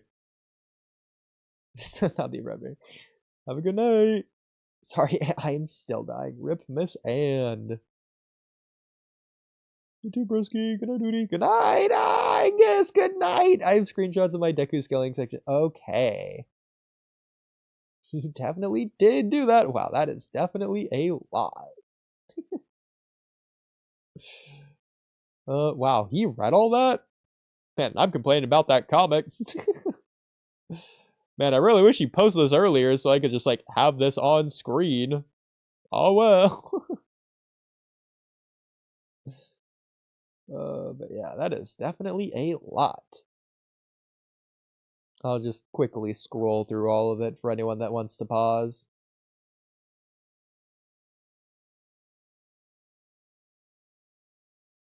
But yeah, I guess anyone let me know, especially Katie or whatever the name was, in the chat, what you think about all these villain Deku rewrites or this current rewrite I have on screen if you didn't hear it earlier, even though I'm scrolling way too fast for anyone to possibly read.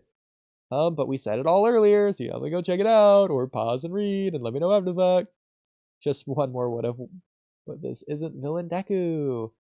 Pretty proud of that new scaling, and I think it makes him way more competitive in like crossverse stuff. Oh, that's cool. Yeah, I didn't think about that. Well, to be fair, you could just like bring down other crossverse stuff and also just work, but ignoring that.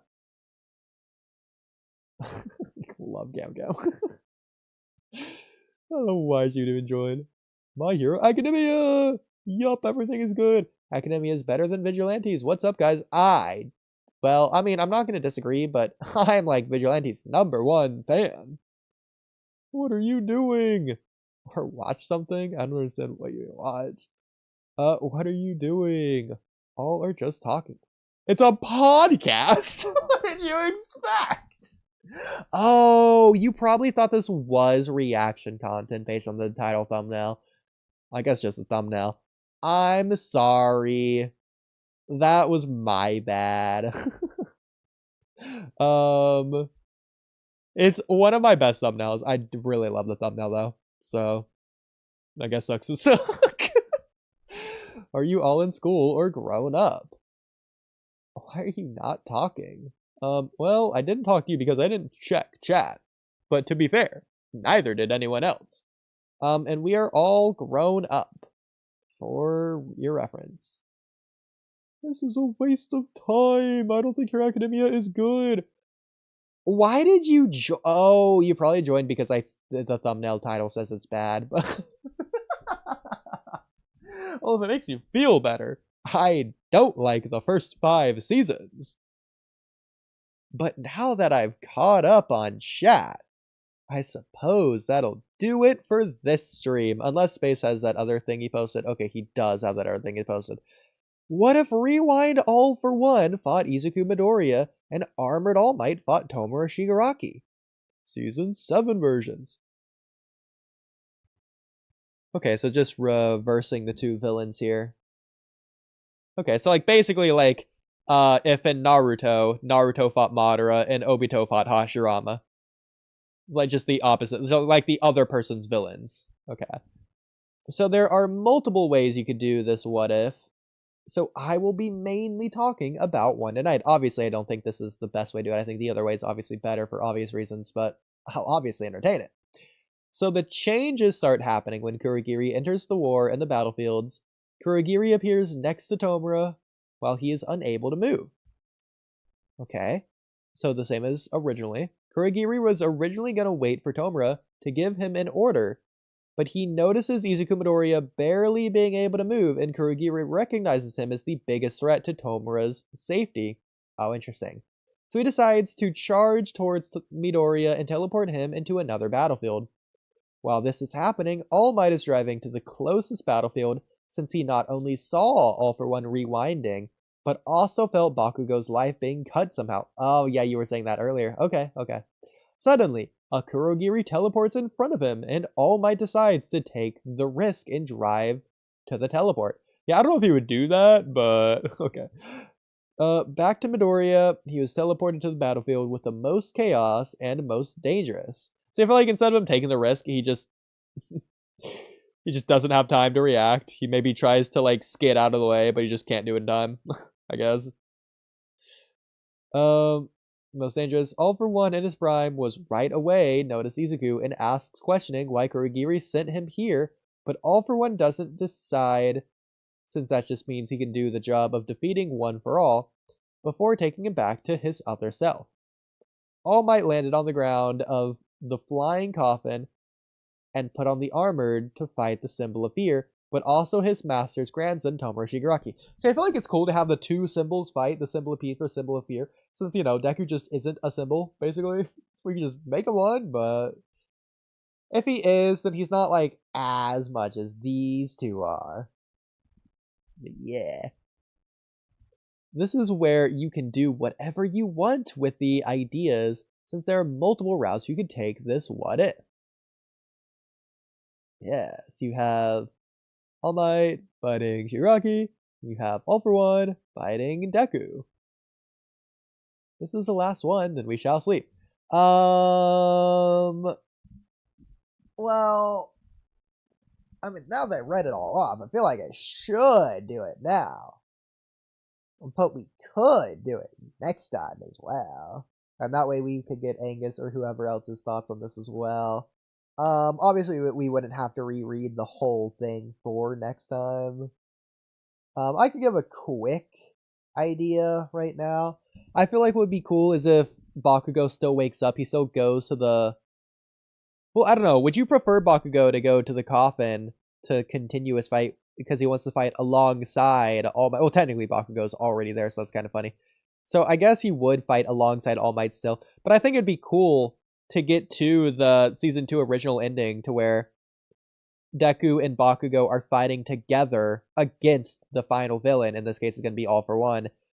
Which is funny, since they fought someone with an All for One copy in movie 2. So it's going to be also reminiscent of that, and basically just doing that again, but for the final ending, and changing whatever specific final ending things you want. Could be cool as well. But he probably would fight alongside All Might. Just thinking about what Bakugo would do. I think this would be cool because Gran Torino didn't want All Might to confront Shigaraki.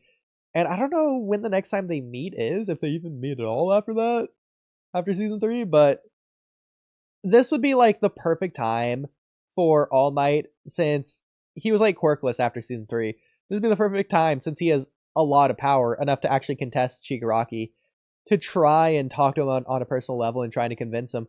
And especially if All For One isn't in him anymore, or a part of him, he's like broken free. And also, especially if he knows that All For One is on his way there to try and take back control, he's going to try and convince him to fight alongside him to try and stop All For One, so they can like stop fighting. And because he's Nana's grandson and all that, that's what he wanted to originally talk to him about in the first place. And since Deku's trying to save him in season 8, season 7 All Might's really changed at this point in time compared to season 1 All Might, he would obviously want to try and save Tomura if he can. I mean, maybe at this point in time he's sort of like gone double back on that, but for the sake of Deku, I feel like he would try and save him, since all of Class A was behind Deku, who wants to save Shigaraki, even if Class A maybe doesn't know about that yet. Possibly, since someone alluded to that possibility in chat. But yeah. Oh my god, okay.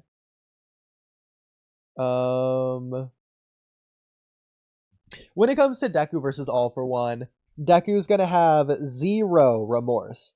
I feel like, if anything, the All For One, One For All resonance is gonna be stronger, and something that could be really cool. Something that I would really like. So Deku's not going to try and sympathize with or understand or whatever All For One. He's just going to try and kill him. And obviously you're going to get like the younger and younger All For One. I think eventually Deku's probably going to win. You probably similar choreography to whatever Deku vs Shigaraki is, or Deku vs Tenko, I should say.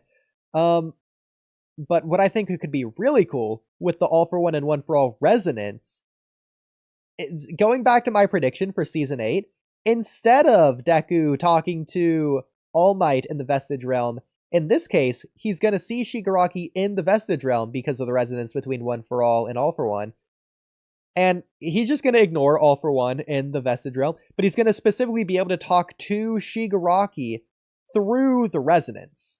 So it's going to be cool. Because Deku is fighting All For One, he's going to be able to communicate with Tenko, despite like being physically apart. It's going to be like Ninshu shenanigans in a way. I think that's the best way I would do that. So maybe it's not so it's going to be like story. Deku's going to be the one to change Tenko's heart. Plot wise, it's going to be All Might, to where All Might's going to win the physical fight, but Deku's going to win the narrative fight. So they're going to be convincing Tenko to join them in the fight against All For One, regardless if it's Tenko's a good guy now and he wants to be a hero and he'll atone for his sins after the war. Probably not likely. Or if it's more likely the case to where it's going to be he recognizes that All For One is trying to take his body, and if he fights the heroes, he's going to be worn down and All For One's just going to win, and he doesn't want that to happen. And maybe the villains are good for something, so he'll join with the enemy of my enemy is my friend, and it's going to be like Madara, who reunited the world, or I guess united the world, against the common threat to take down All For One, and then he'll deal with the villain, or the heroes afterwards. But maybe that could be like the direction that I would take that whole idea of this concept for both the fights and the scenes and the story in general. That's what I would probably do, just off the top of my head. Never having thought about that before, realistically, but yeah. At least not in this much detail. One idea I can imagine with this is Tomura mocking All Might with the same words he used against him in Season 1, especially when All Might is trying to give a speech, because All Might didn't care about Tomura's speech, so why would Tomura care now? I love that, and I think it should hurt All Might. It's gonna like break him, because okay, that'd be cool if Season 3 All Might wasn't as broken, but this All Might, he's broken, man. He is broken down. He's on his knees sobbing. Like, he's failed and he feels the burden on his back. It's going to be like Naruto after Tenchi Bridge, after Sasuke leaves, and Naruto's just like down on all fours, just like pounding the ground with his fist. Like, he's just like, he just can't even stand. And All Might's just gonna feel like such a failure. But maybe you could even have my prediction to where, ironically, it's gonna be the other way around. Instead of the Vestige All Might giving Deku the words of reassurance after All Might dies, in this case, it's gonna be Deku talking to All Might in the Vestige realm, to where Deku's gonna basically mental amp All Might to not be depressed and to keep going and to win. This is kind of the other way around, but yeah. So the student teaches the master. And that's how you know the student has like become one of his own. He's ready to go off on his own. When he's surpassed his master, he's able to help his master. There you go. Also, All Might remembering the first time he met Nana would be even sadder. Especially if Tenko's body is continuing to adapt and All Might is winning, and Tenko's adaptation would be Nana. Like, he makes Nana in one of his fingers, like he made like his whole family in his fingers. Like, something like that could work. Could be cool. This is something I'm just thinking out loud. But yeah. Oh, you know what? I think the Venom Deku or whatever we have in Season 8 that I don't know, or the Carnage Deku, whatever people call it, I think, I don't know how we get there, but I think that obviously, based on the fact that it looks like an evil dark Deku with this like crazy face, that obviously makes a lot more sense if he's fighting All For One and doesn't care about him and thinks he's unforgivable and is completely willing to kill him. He can just like, if anything, he's like letting off a burden because like, oh, thank goodness I'm fighting you because I didn't want to kill Tenko, but you I have no problems with killing. So like he's like all that pent up frustration from not knowing what to do and like needing to fight someone who you don't want to fight. Okay, perfect. Now he can just let loose and fight someone he wants to fight, and it's a lot easier for him. You know, he can do the Baryon mode superfluous thoughts to where he doesn't even have to think. He can just fight because screw this guy. Just makes it easier. Yeah, screw this guy. Let's get him. I don't know. Or I guess, especially if Bakugo does fight alongside Deku, then Carnage Deku face could work if they're like realistically, this is like the end result of their rivalry. Whoever gets the kill on All For One. I don't know. They're doing like a contest with it. It'll almost sound fun with it. It's a cool idea. But yeah, that's probably, I'll probably like leave it there. That's all the ideas I can think of off the top of my head. But yeah.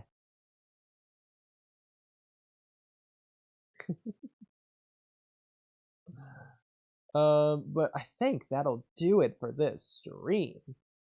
Also, I just imagine Izuku finish it using Gear Shift against All For One, and there's a huge hole in All For One's chest, and then suddenly full power Dark Shadow Punch All For One out of nowhere, so they don't give All For One any time to react anymore. Okay.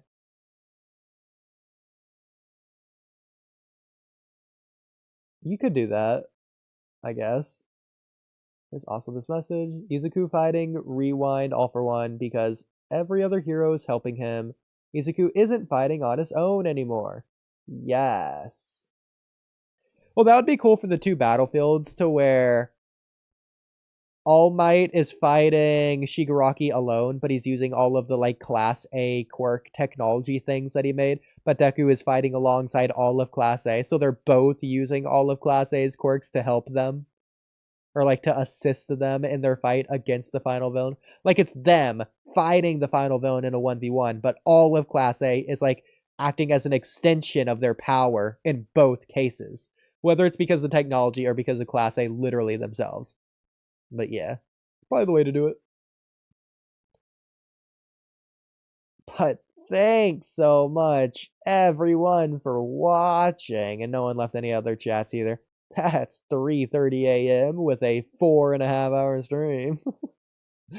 And part of that was on my own. Well, I think that is the end.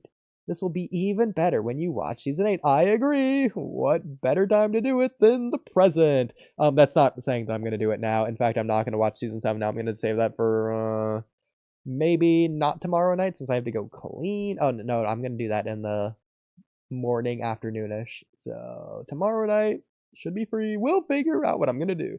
Anyways. Good night, everyone. Bye.